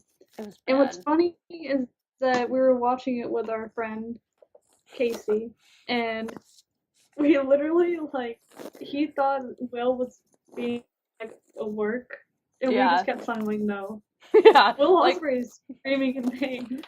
Shout out to our friend Casey on Twitter, Heels for Life. I forget if he has numbers at the end of his username. He deals with a lot of our bullshit. Like, Kyla and I are on our bullshit 24/7. Casey deals with it like a champ. We have to give him a shout out on the first podcast because, yeah, he's a trooper. He deals with a lot. Like, we were freaking out. Like, we were both like, I don't want to watch this anymore. I need to turn this off. Like, I feel sick to my stomach. It's 5 a.m. I don't want to watch Will Ospreay fucking paralyze himself and die. Yeah, like, he, like, busted his head open. I was like, I wanted to, like, throw up. Like, usually, like, that stuff doesn't make me nauseous, but, like, the fact that, like, you knew he wasn't selling it and it wasn't, like, a razor. Like, it was, like... That Spanish fly on the apron was one of the nastiest moves I have ever seen in my life. Like, I sat through that Circles of Hell match and, like, barely flinched because I knew what was coming. Like, I knew they were gonna get fucking nuts, and I knew they were gonna throw each other through glass, and I knew they were gonna throw each other through, like, barbed wire and shit. Exactly, and, like, I watched, like, old school, like, John Moxley and, like, Sami Callihan and CZW, like, I know what I'm getting into when I watch matches. We like our hardcore wrestling. We're weirdos. We don't mind death matches for the most part. I've yet to watch, like, Shane Strickland's death match. I haven't built myself up to watching one of my favorite wrestlers be, like, brutalized. But, like, if I watch them, I know what I'm gonna get, and I look forward to it like a sicko. But that was disgusting. And then to watch, like, Marty then, like, pound on his neck and, like, brutalize his neck more. Like, I know, obviously, they obviously cleared it at some point, like, on the fly. If it was that bad, they obviously would have stopped it. They're not going to let Marty's girl murder Will Ospreay in the ring. Yeah. But there's, like, a certain point where it got really uncomfortable, and it wasn't fun to watch anymore, and that was hands down the best match of the night. So when your best match of the night is horrible and, like, painful to watch, and you could not pay me money to sit through it again, it's not the best for your pay-per-view. And then, not only that, they, like, sandwiched then Golden Lovers right after them. It was Such a horrible weird placement. placement. Like, obviously Such they didn't know that Will Ospreay versus Marty Scurll was going to turn into a disgusting, like, bloodbath and super painful to watch. They didn't know that, but even so, that seems like really weird booking. Yeah, they should have had it where it was going to be title match to title match. Like, it wasn't like don't do title match. Yeah, don't do a title match into, like, a special interest match back into a title match. It completely killed the whole flow of the show. It killed the tempo they had going, and it killed the Golden Lovers match. Like, it just did. Young Bucks vs. Golden Lovers was so good. I literally did not care the entire match, even though it was good, because the whole time, I still felt sick. Like, that other match, like, completely put me off, like, the rest of the night. I was not in the mood to watch anything, let alone a match that's supposed to be super emotional and, like, really draw you in story-wise. I was already spent. Like, you had already, like, completely spent emotions up to that point. I was already annoyed as fuck with other matches on the card leading up to that one. Like, namely, the tag titles. I love Despy. I love Suzuki-gun. They're probably my second favorite stable. Not even probably, they are my second favorite stable. I'm an LIJ Mark at heart, though, and I want Hiromu to get the belt back. So that was another disappointing finish. Like, you already had just pulled almost that exact same match your previous show with the exact finish. So when it was like the same finish, it's just disappointing. Like, New Japan's better than coming up with the same finish to a tag match. They just are. I don't know. Agreed. It was disappointing. So then you followed that with the disgusting match with that horrible botched Spanish Fly. Then you follow it with a match like Golden Lovers, Young Bucks. It's just draining. By the time you get to Zack Sabre Jr. and Okada, there's nothing left. Yeah. And so then when you ended on a shitty finish, what was a decent show in retrospect felt horrible. Yeah. And what I hated most was, like, a lot of people have noticed they were more like, oh, you're only upset because your favorites didn't win. That's not even it. Like, we were okay with, like, the winning outcome. It was the way that it was booked, though. It was. It was like, I wasn't upset that Okada retained. I wasn't upset that Will Ospreay retained. I wasn't upset that Despy. Whatever. Yeah, Despy. Yeah, I wasn't upset. It was more so the fact that, like, how it was executed. Yeah. That's really what upsetted us the most. It was. Like, let's be honest. I'm not dumb. I didn't, in my heart, like, believe that Zack Sabre Jr. was going to be the one to beat Okada. Did I hope it, like, blindly, and hope that I was wrong, and that maybe they would pull, like, a crazy move like that? Yeah. Did I really believe that? No. It's the way it ended. Same thing, like, I'm never gonna be upset that El Desperado has a tag title. I love Despy. He's one of my favorite wrestlers in all of New Japan. Like, I'm that weirdo that loves Despy probably more than Okada. That'll probably get me some more hate. But I love Despy. He's a great wrestler, and he doesn't get enough credit for how good he is. He's super talented. He deserves a singles run, in my opinion. Same with Hiromu. I want to see those two in, like, a singles face-off for the belt. But it's not that they retained. It's that they retained in almost the exact same manner, I'm pretty sure, as the previous show. I barely even remember now. I didn't really take notes about it, but I'm almost positive it was very close. Like, obviously Suzuki-gun's gonna have a cheating finish, but I feel like they could have had something in that match to twist a little bit so it didn't feel like I was watching, like, a carbon copy rerun of the previous one. Agreed. Because those are all very talented tag teams going for those titles, and it felt worthless. Like, it felt like a non-important match, and it shouldn't. The tag titles should not feel unimportant. I agree.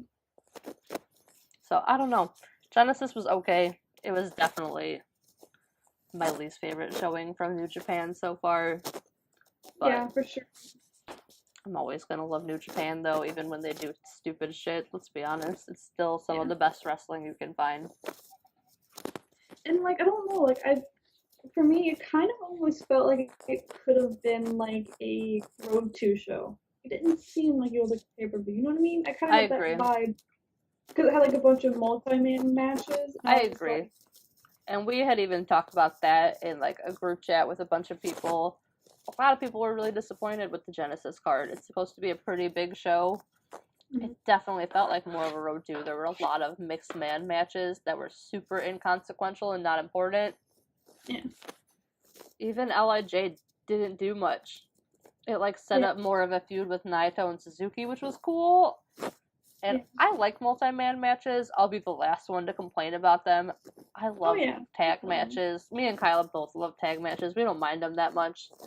But like for the main Genesis show, you could have had more. If you could have had Juice versus Suzuki, you could have done Naito Suzuki then, and then had a different feud down the line for Dentaku. Like, you could have done more. Yeah, exactly. You could have had like just like because like for example, Jay's going after or Jay's facing Finley. You could have had just him and Finley have like a preview match. They barely even led up to that feud. I feel like that feud was like really sandwiched in. Yeah. They had like a little like spot where they teased each other and like attacked each other. Mm-hmm. And that was like it. Yep. Could have done more. That's basically how I feel about Genesis. You could have done more and you could have done it better. It was weird booking, weird card placement. Yep. Completely agree. I mean, I get they wanted Golden Lovers to be like a dual headliner or whatever. It's a big match. But you killed the match by the placement. Agreed. There's no getting around that. I would have been interested in seeing Cody and Hangman versus Golden Lovers like before Marty and Will. Yeah. It's true. So yeah, Genesis was a little disappointing. I'm hoping for a little bit more out of New Japan again in the future. I don't think they'll have a problem catching back up. They haven't now. They have Road 2 shows going on for Dentaku. Later tonight we have Finley versus Jay White, aka Knife Pervert. Kyla's gonna tell you about that one. She's real excited about that one. Jay White's her boy, so I'm gonna let you take the wheel on that one. So we got Jay White versus David Finley. What I'm most excited about this match is that the fact that it's a feud that's kind of been planted for a while now because they were both young boys and they were both young lions like together and they were like worked and they lived in a house together, so it was kind of like, oh, they're like best friends that turned enemies. Yeah. And I think it all started like basically when Jay went on his excursion because Finley stayed in Japan. He didn't go off to like Ring of Honor to do any like extra work. Whereas Jay, he went and did everything he could possibly do, and he came back and got into this huge battle with Tanahashi. So I feel like it was like David almost feels like slighted. He did it. Yeah. So it's gonna be a good fight. I will be the first to admit that I think it was after New Year's Dash that Finley and Jay had like their first match, like basically to like feed the rivalry. It wasn't that great. It was good, but it wasn't like something that blew me away. Like I'll be the first to admit that like the match that sold me on Jay White was Kenny Omega versus Jay White, and that's like I agree. Still my match of the year at this point. Like I haven't had a match that's topped it yet. This is a lot because like I'm a huge Kenny Omega fan. Yeah.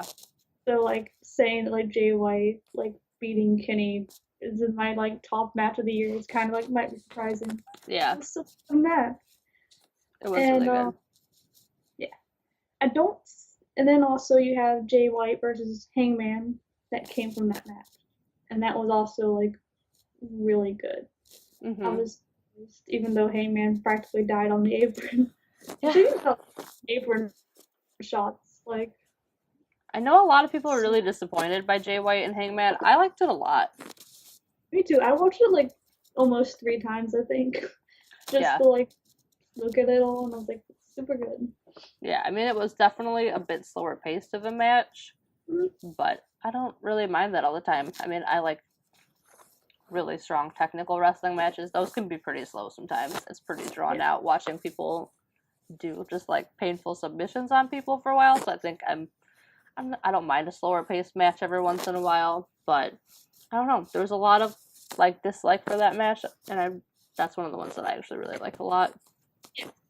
I really enjoyed watching that match, and like it was a good first title defense, I think. Yeah. Like, it really, because you really weren't sure, because like Jay's so good at like basically looking like he's dead, like after every shot, like he's really good at like selling. Yeah. The 9 V triggers, like it's insane. Yeah. That was so a lot of V triggers in that match, like a lot. Insane. And so it was a good title defense, and I like that right after the title defense, you got Finley out there like spearing him and basically challenging him with a belt. And it's like something you don't expect from Finley, because Finley's not the type of guy that's like aggressive. Yeah. But I've noticed he's kind of like Juice. He's just like a friendly dude. He's very laid back and chill. Yeah, but I think he needs that edge. He needs that. To me, Finley is like kind of the less charismatic, like Matt Riddle as far as personalities go, where he's really laid back and really friendly to everyone, but he doesn't have that charisma yet to like give him that extra boost and that edge that he has. So I almost want to see like a heel Finley and see if that like brings something out of him. I feel like he's kind of like Roderick Strong in that way. Like Roderick Strong, amazing wrestler, but his heel turn that he just got in NXT, if you're not watching, I apologize. He got a heel turn. I think it was really needed. Like, not to go off on a tangent, I know Roderick Strong still kind of, he came from the Indies, I'm just going to count it. But I feel like Finley could benefit from something like that, where Roderick Strong was very flat, not the most charismatic wrestler, besides having like a really interesting backstory to him. Finley could definitely use, I feel like, a bit more edge. I feel like I don't think he's gonna win the match tonight, because I feel like they need Jay to keep the title longer. I don't see it happening, and if he does win, I will be like completely shook, and you'll hear about it on Twitter. Yeah. But like, I don't see him winning the title, but I feel like if he does lose, this is gonna add more anger, like more fuel to the fire to him to maybe like try to like change or something. He'll go through like some dramatic character change, I feel like, to grow and develop. Yeah, I would rather see that than him win and be like a face champion and continue the path he's going. I'd rather see him lose and have that count towards character development, like you're saying, and have it help him push him into something better. I agree. Because I want to see Finley succeed. He's a cool dude. He's really nice. I feel like he's also a wrestler if you watch like some of his matches, but like he's just kind of meh. Yeah, he needs a spark. He needs something, and he hasn't gotten it yet. Yeah. He's kind of like Sonata. Like, Sonata kind of started out slow burn. He didn't do as much. Super talented. I liked Sonata still more than I feel like I'm into Finley. Yeah. But, like, recently, Sonata's really come into his own character. And he's a bit more, like, vocal now. You can tell he's definitely getting more comfortable with his Cold Skull character. And he's kind of got that fire that the rest of LIJ has. Yeah. Finley just needs to find that. He needs to find that spark that, like, ignites his character and pushes him to that next level. Yeah. And then, like, as far as, I don't know if you want to go into, like, future bookings, but, like, I mean, I've told you a million times. Yeah, I mean, I've told you a million times that, like, I really feel like Juice, if he doesn't win against Goto for the never openweight title, if he doesn't win that, I feel like he's going to go against Jay. Yeah, I agree with you. Because there's a spot in that road, too, that I don't think a lot of people notice. I feel like I'm, like, the only one that really noticed, is that, like, Juice is on the ground, like, Jay is, like, literally contemplating, like, should I attack Juice right now? And then he just goes for the title instead and just walks out. Like, he doesn't attack. He literally was, like, stalking Juice like prey. Like, I could easily just, like, throw you into a Blade Runner and walk out. Like, Yeah. And no shade to Finley, because I do like Finley a lot. I feel like that would be a more interesting feud. I'd rather see Juice versus Jay than Finley versus Jay. Which is weird, because Finley and Jay could have been a really good feud had they delved more into that friends to enemies thing. They didn't even touch upon it that much. no. It's not like on commentary they were like, oh, these two used to be friends as young lions, and now they're in separate factions feuding. They didn't touch on any of that, and they could have done so much more with the feud. So, yeah, I feel like it was kind of like they dropped the ball on that part, and I feel like they could have done better. It was more like, I think they expected fans to know that they were young lions together. Like, I feel like they were like, oh, they should know. And like, you gotta think, like, not everyone knows. Because, like, you gotta be honest, like, some people, like, they don't even watch Young Lions. yeah. So, like, how are they supposed to know? That's true. Also, wrestle.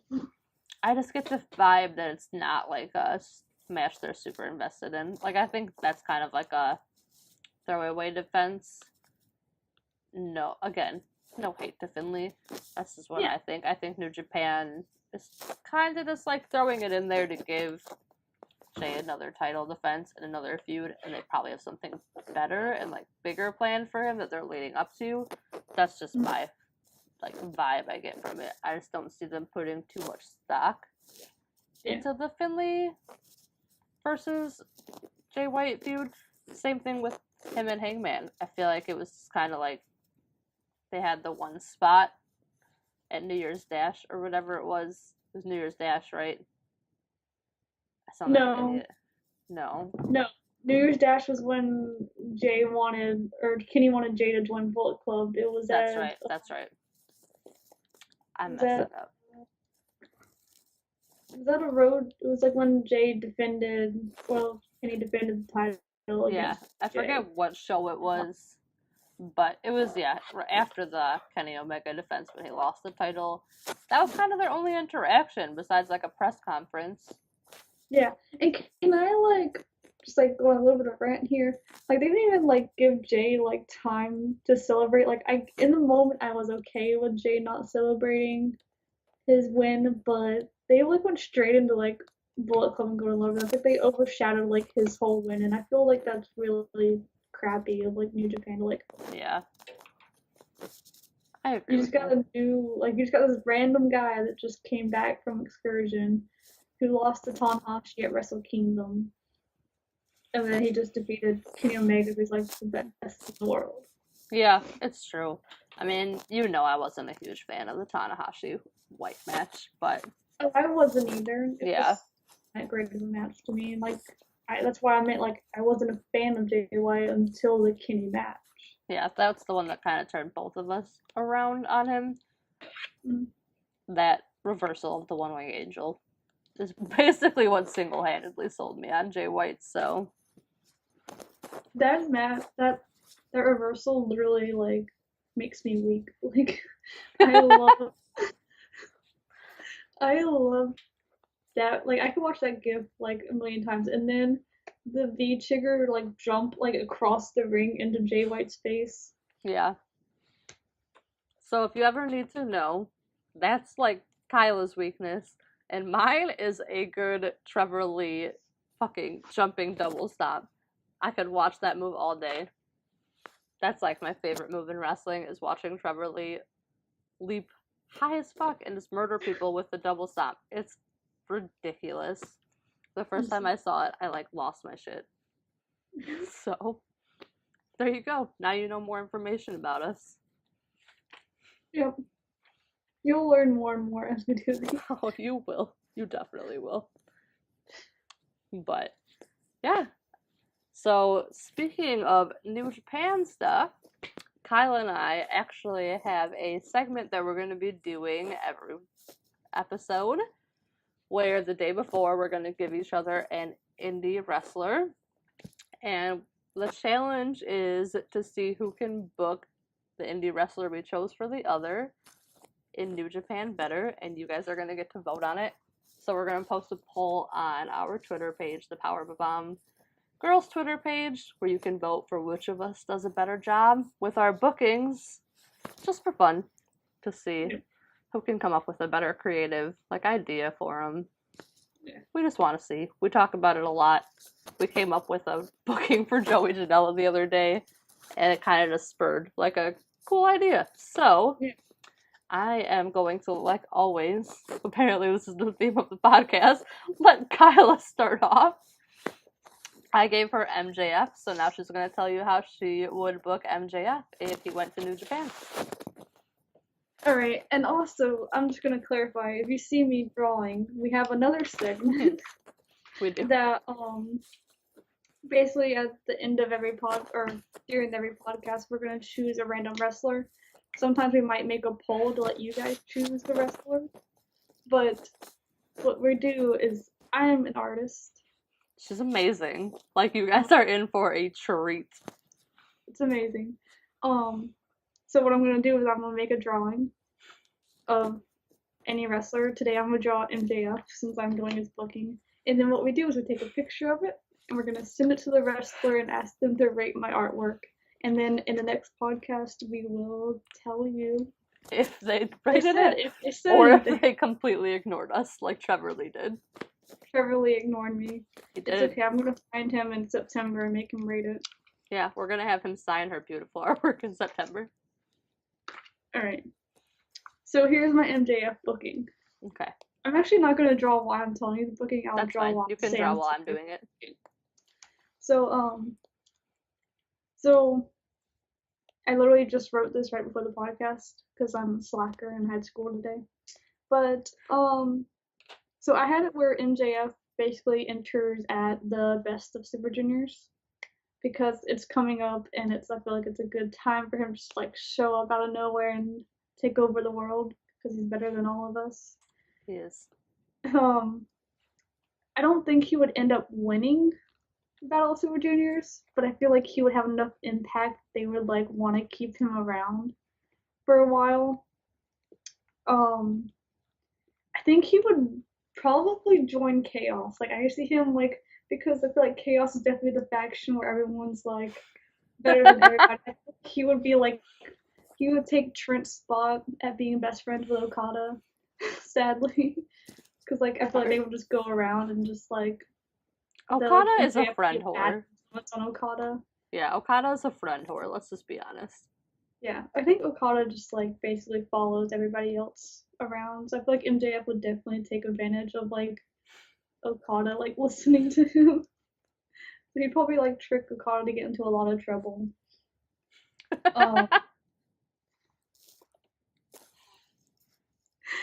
And this is where I feel like he'll get to the point where he doesn't feel respected enough in Chaos because even they are not as good as MJF, and he would dramatically betray them.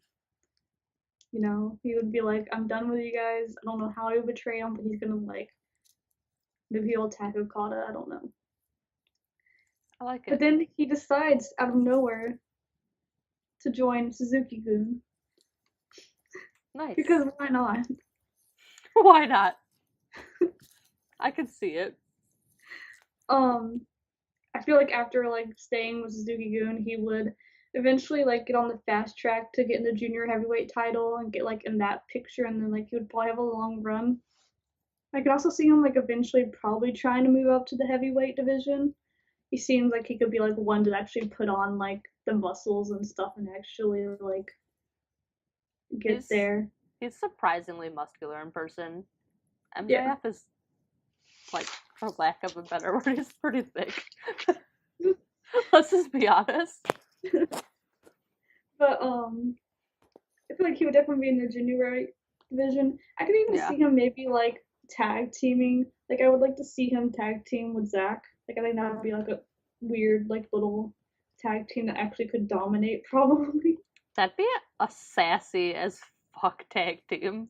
I Like, can picture look the out. promos right now. Like Zach doesn't even have to talk half the time. They just let MJF talk, and then Zach can just murder everybody. It's true. MJF is a beast on the mic, like, definitely. The And promo skills with that kid are unbelievable.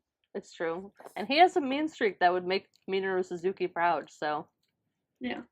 So I feel like that's my booking. I like it. I'm a fan. MJF and Suzuki-gun is like everything I could have hoped for out of your booking, so I am not disappointed at all. Okay, so Kyla gave me Shane Strickland, and at first, I am not gonna lie, I was struggling. Like, Shane Strickland is really cool, and I feel like it could fit in a lot of stables. But what I came up with, very similar path to Kyla's at first. I can see Shane coming up in Battle of the Super Juniors for sure. He's an amazing kind of cruiserweight division wrestler, and I feel like that'd be a really good starting place for him. So what I saw happening is in my booking, the finals of Battle of Super Juniors goes to Hiramu versus Shane Strickland, and it's gonna be like a badass, like brutal, really good match between the two. It's gonna go pretty long, and it's gonna be a hell of a beatdown. But he's gonna lose to Hiramu, who's going to win the Battle of the Super Juniors and the chance at Will Ospreay's title. But at the end, after they lose, all of LIJ comes out and offers Shane Strickland a spot in LIJ, which I feel like is gonna surprise Kyla. I don't know if you would have guessed that I would put Shane in LIJ. I'm actually not surprised. I actually was thinking that myself. Okay, because my thinking is Shane Strickland is about as cool and charismatic as I feel like you can get in a wrestler. Like, I don't know if you guys have watched Shane Strickland's matches, but even just his entrance is like, the man is like way too cool for anyone. Like, besides maybe MJF, because he's better than everyone. But he would fit right in with LIJ. Basically, LIJ is the weird, charismatic group of outcasts, and I feel like Shane fits that really well. He doesn't really fit into a group, in my opinion. Like Suzuki-gun, I don't see him taking orders from someone. I feel like LIJ is a bit more of a level playing field. Naito's their leader, but he kind of lets them run wild and do whatever they want. And so in my booking, Shane definitely takes the spot part-time in LIJ, kind of like in a Zack Sabre Jr. role where he comes in for bigger events for now to get him over with the crowd. And I think when Tag League comes around, in my booking, Hiromu Takahashi is getting his singles push, either with the belt already or is still feuding for the belt, but as a singles competitor. And I actually think that Shane Strickland and Bushi would be an amazing tag team for Tag League. Because I feel like it would just be two super chill, like really charismatic, cool dudes coming out and not giving a single fuck about anything. And just beating ass, like in World Tag League. And I think they could win. I think they'd be a really good tag team. I can see like Bushi and Shane Strickland versus Tama Tonga and Tangaloa in like Battle of the Attitudes, and like who's more charismatic and cool. And that's like a dream match now for me. I was thinking about it. That's a hell of a match. That's 4 huge egos. That would probably be like a match of the year, like a match of the life.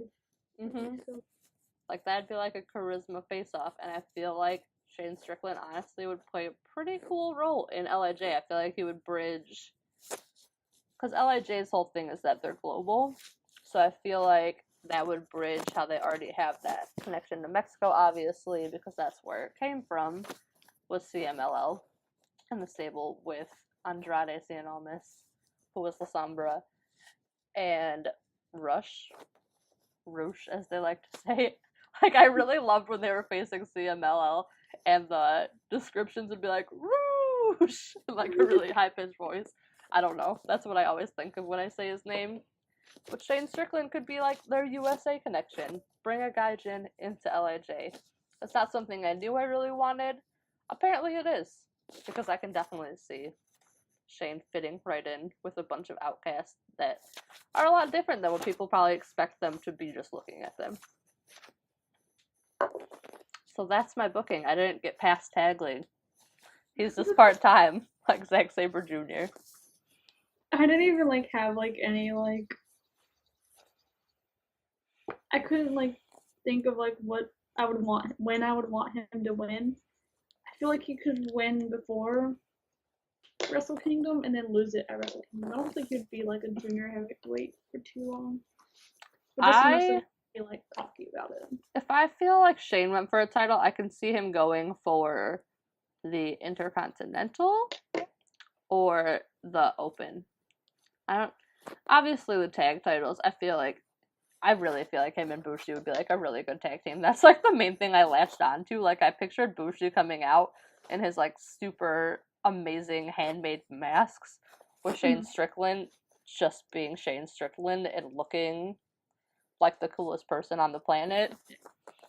And like the two of them together, it's perfect. I feel like people forget about Bushi a lot. They do, I feel like. Bushi's an underdog, but he's cool as fuck. Pair him with Shane Strickland, and I feel like both of them could shine better. But I do feel like Shane would look really badass with the Intercontinental title around his waist. And I feel like him versus Suzuki would be a hell of a match. Like, we know Shane can withstand some pain. I've seen him go through a barbed wire board, and he's in death matches. Him versus Suzuki would be really cool. I just added that booking in at the last minute. It's on the fly, people. I just finished my drawing, so just in time. Perfect. Let's see that drawing.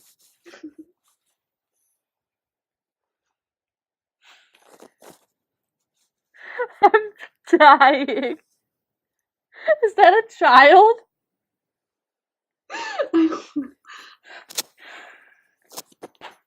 Can you read it? I can't. It's backwards. But is that a little child? I love it so much. It says, all I see are 4 people who do not deserve to even look at me. If you guys need me, I'm done. That's amazing. You need me to take a picture of it, huh? Yeah, now you need to take a picture and tweet him. Now you need to bring that in September too and have MJF sign it, even if he rates it. Bring a whole like folder like full of like all my drawings. Just meet all of the AAW wrestlers that we love. I'll make copies for them so they can put it on their fridge. Oh, there you go. That's so nice. Right? MJF would probably crumble it up and throw it at me. He probably would, since when he made me buy a shirt from him, he threw it over my head and onto the ground. So what should I write? Should I write, hey man, rate my artwork? Should I say that? How about... I do like that. Because you already wrote that he's better than everyone in the actual drawing, so you don't need to incorporate that.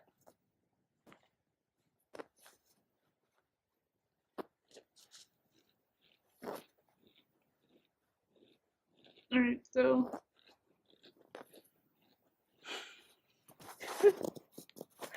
Why did you put 1 out of 10?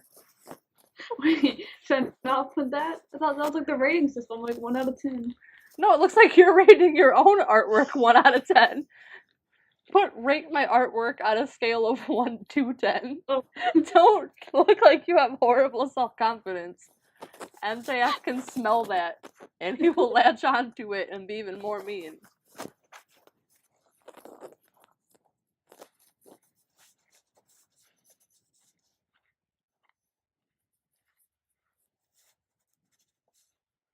And for those of you who don't know this story, because I don't think I posted it anywhere, maybe a little bit. I did, actually. I lied. At my last AAW show, I was buying my wrestling hat from Jeff Cobb, who is one of the nicest human beings I have ever met, by the way. And I was terrified to meet MJF because he's one of my favorite wrestlers. And because that man does not break character. Like, MJF is amazing. He does not break kayfabe. And I was too afraid to go up to his table and buy his merch. So I was awkwardly staring over and like kept making weird eye contact with him because I am a weirdo who's way too shy to talk to anyone. And he noticed and forced me to come over and told me to buy his shirt. So obviously I did, because if MJF tells you to do something, A, just do it, plus his shirt is awesome. So I buy his shirt, and he promptly takes it and shoots it basketball style over my head and launches it to the floor and makes me go fetch the shirt. And that's how I met MJF, and it's definitely one of the best experiences I've had meeting a wrestler. I'm not gonna lie. It was a highlight. Now I have a story about how I got my amazing MJF shirt. It's a beautiful story. I was not Yes. surprised when she told me. I was like, MJF. Yeah, and that was one of my best friend's first AAW shows. She had no idea who MJF was, mind you, besides me telling her he's one of my favorite wrestlers and he's an amazing heel. And so after I bought my shirt, he told her to buy one of his shirts. And when she said no, his response was that he's not afraid to hit a woman. And my best friend, proving why she's a great best friend, told him in response without hesitation, I'm not afraid to take a hit. And that's probably the first time I've seen MJF not have a real response to anything so far. And it was wonderful. Beautiful. It was a great time. So, there we go. Perfect. So hopefully he'll see it. Hopefully. Do you want to like stay recording for a few minutes and then we'll see if he like sees it while we're on? We can see if he does, but we can talk about other stuff. And if he doesn't, we'll just wait till next time. Yeah. Is that all we wanted to touch on? I guess we gotta do like an outro. I can edit this out. We could edit out our talking about what we're gonna do. Oh, are we gonna talk about storylines we're enjoying? Oh, did you And, want like, to? I don't know. Should we? We're at We 2 said- hours and 57 minutes. I know. We're like really taking a while. This is not gonna be an hour-long podcast. How much time are we at? Well, we've been on Skype for 2 hours and 57 minutes. Okay. Yeah, the first one was like 40 minutes. This new one is at like 1 hour and 30. So we are a little over 2 hours, like 2 hours and 10 minutes-ish. But we have some that we need to edit out anyways. Yeah. Of both. We could. I mean, I said that I would talk about the wrestling storyline. So maybe we edit all of this out. Mm-hmm. And I say, so Kyla's really excited for the Jay White storyline. And my storyline that I'm most interested in is... Yeah, and then I can like edit it where like I talk about the Jay White storyline here rather than where I talked about it earlier. You probably don't have to. Yeah. Alright. Okay. Because we were talking about New Japan, so it works. Yeah. Okay, so I'll do 3, 2, 1. Okay. So, going back, now that we're done kind of talking about with New Japan, we're kind of caught up on that. The storyline that I'm excited for, where like Kyla's excited for Jay White and Finley. The one that I really am enjoying and would recommend to people, like I was kind of touching on before, is the wrestling stable storyline they have going in AAW, which is a Chicago independent promotion.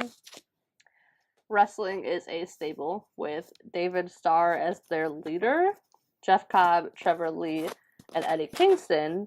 And their storyline with Eddie Kingston is probably my favorite storyline they going on in any wrestling promotion right now. It's really great. I don't want to give too much away from it if you guys do want to go back to old AAW shows and kind of check it out. But basically, Eddie Kingston is playing a character more known as Eddie Quit right now. And for lack of a better description, he's kind of David Starr, Trevor Lee, and Jeff Cobb's bitch. and he just does whatever they want because David Starr, through cheating, beat Eddie Kingston in a chin lock. So Eddie Kingston kind of became David Starr's bitch, and he's part of wrestling, but basically the whole storyline is definitely leading up to when he finally gives up and isn't the Eddie Quick character anymore and is going to turn on them. It's a very brutal, like, bullying storyline. Like, people were real mad about, like, the Nia Jax, Alexa Bliss one, and this is, like, taking that to, like, a 10. Like, they treat Eddie Kingston like shit, but it's awesome. Like, Eddie Kingston plays his character really well. There's a really great match that you'll get to see eventually between Jimmy Jacobs and Eddie Kingston, where Jimmy Jacobs is kind of trying to give Eddie Kingston a wake-up call and to stop being David Starr's bitch and doing whatever he wants, because he used to be really tough and a badass that took no one's shit, and now he just takes everyone's shit and comes out in the wrestling shirt, comes out to David Starr's theme song rather than his own, and just does whatever they want. But it's really awesome. Wrestling is probably one of my favorite stables going in wrestling right now, especially the dynamic between David Starr, Jeff Cobb, and Trevor Lee, and how they're all, like, best friends, and Eddie Kingston is just, like, their poor lackey. I love Eddie Kingston. I can't wait to watch him turn on them. Like, I love everyone in that stable, but I cannot wait for the day that Eddie Kingston snaps and puts David Starr in his place. It's going to be amazing. It's going to be, like, the best payoff that I can think of right now. Definitely go check it out. AEW has a really solid storyline going. If you want to see some promos, just look up AEW David Starr, Eddie Kingston promos. That's a good way to kind of ease your way into it. I agree. Like, I didn't know about this storyline until Sam went to the show and then, like, basically, like, showed me all the AAW stuff. Yeah. So I was really new to this promo, and then, like, just watching their promo work alone, just, like, it's insanely good. Like, yeah. David Starr. And then, like, I saw a match recently, I think it was, like, right after the I Quit match, happened, and, like, Eddie came out to his own music, and then David Starr came out and, like, made him go back through the curtain, come out to David's theme, and, like, made him, like, time it perfectly so he came out at the right time, and then made him put on the Eddie I Quit shirt. Yep. He makes him wear an Eddie Quit shirt. Not even a wrestling shirt. Not like he's part of the stable. He has to wear a shirt that says Eddie Quit because he quit in their I Quit match. But yeah, it's really great. I think that sounds actually like my first show I went to. I don't know if the Epic show is up yet though, so it might have happened more than once actually now. But yeah, Eddie Kingston kept trying to come out in his own stuff, and David Starr makes him go change every time. Now he's kind of broken him. But you still see that fire beneath Eddie, so you see it coming. Eddie's really good at playing an understated kind of character role. It's actually really impressive. So definitely check it out. There's a really good promo. The match didn't get to happen, unfortunately, because Trevor Lee got sick, I think it was, and had to miss my last show. But it was supposed to be Eddie Kingston versus Joey Janela as punishment for Eddie Kingston not doing what David Starr wants. And David Starr cuts a mean promo. Like, he is an asshole. Like, you hate his guts, but he's so good at it. And, like, it's so enjoyable to watch that you love it.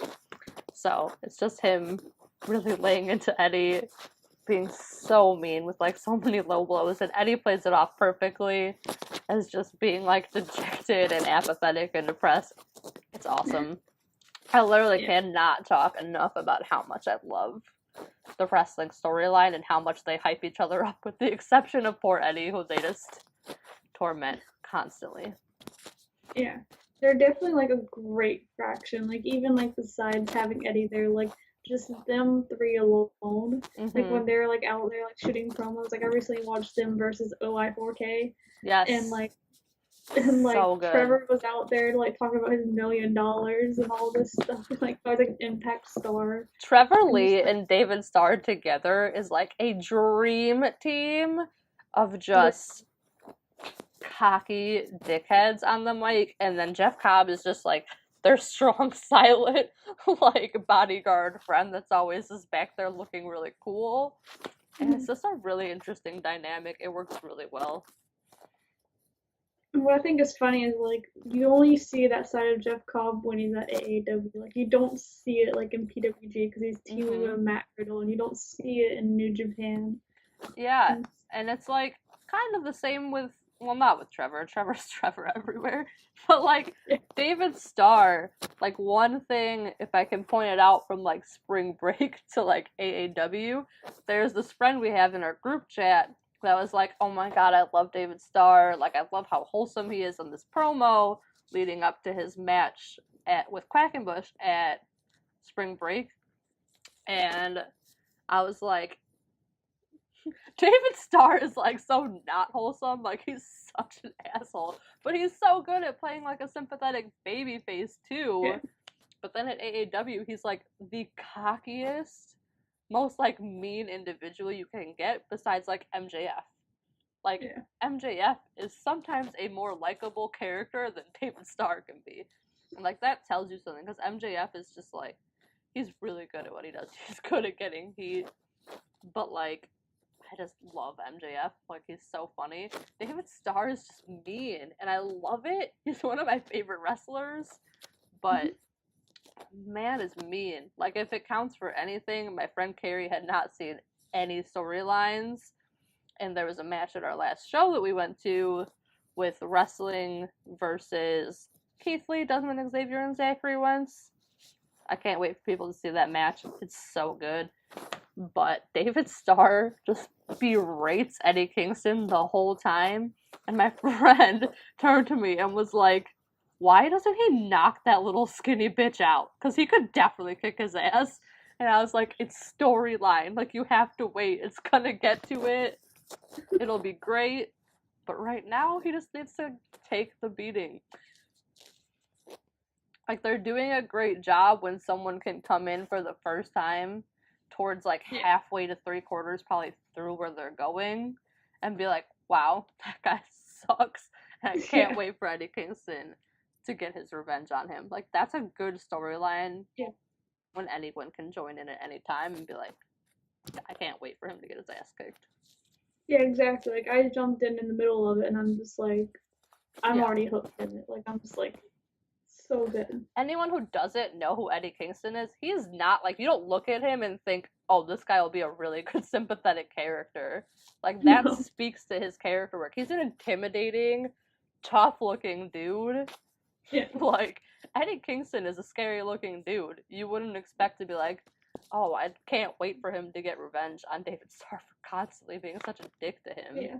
You would think it would be the opposite. You would think that you would want David Starr to get the revenge on Eddie, but it's not that. You would. You would think it'd be like a David and Goliath kind of situation where the huge bruiser type of dude would constantly be beating the smaller, like, still talented, but obviously at a disadvantaged guy. Instead, it's the total opposite, and it's great storytelling. It's perfect. Check it out. Give AAW some love. AAW needs all the love in the world. Along with Wrestle Circus. We need Wrestle Circus to find a home. Yeah. We need to go into Wrestle Circus on, like, our next episode. Talk about them. They're so good. They're a really awesome promotion. So, with that, we are going to end our first episode of the Power Bob-Omb Girls podcast. We hope you liked us rambling about some of our favorite indie and New Japan wrestlers and enjoyed yourself. We'll have another one up for you in 2 weeks where we'll cover some of the other stuff that's happened in indie wrestling and New Japan since Mania weekend within the more recent period of about a month or two, like in the last 2 weeks. And make sure you follow our Twitter page at twitter.com/PowerBob-Omb with no I, and subscribe to our YouTube channel to keep up to date with us. And don't forget to check out our Twitter page and vote for the best New Japan booking, because there's a competition going between us that's a secret and we won't tell you until my 21st birthday. Yes. Unknown stakes. You guys will find out later. But make sure you vote. All right, you guys have a good one, and we are out.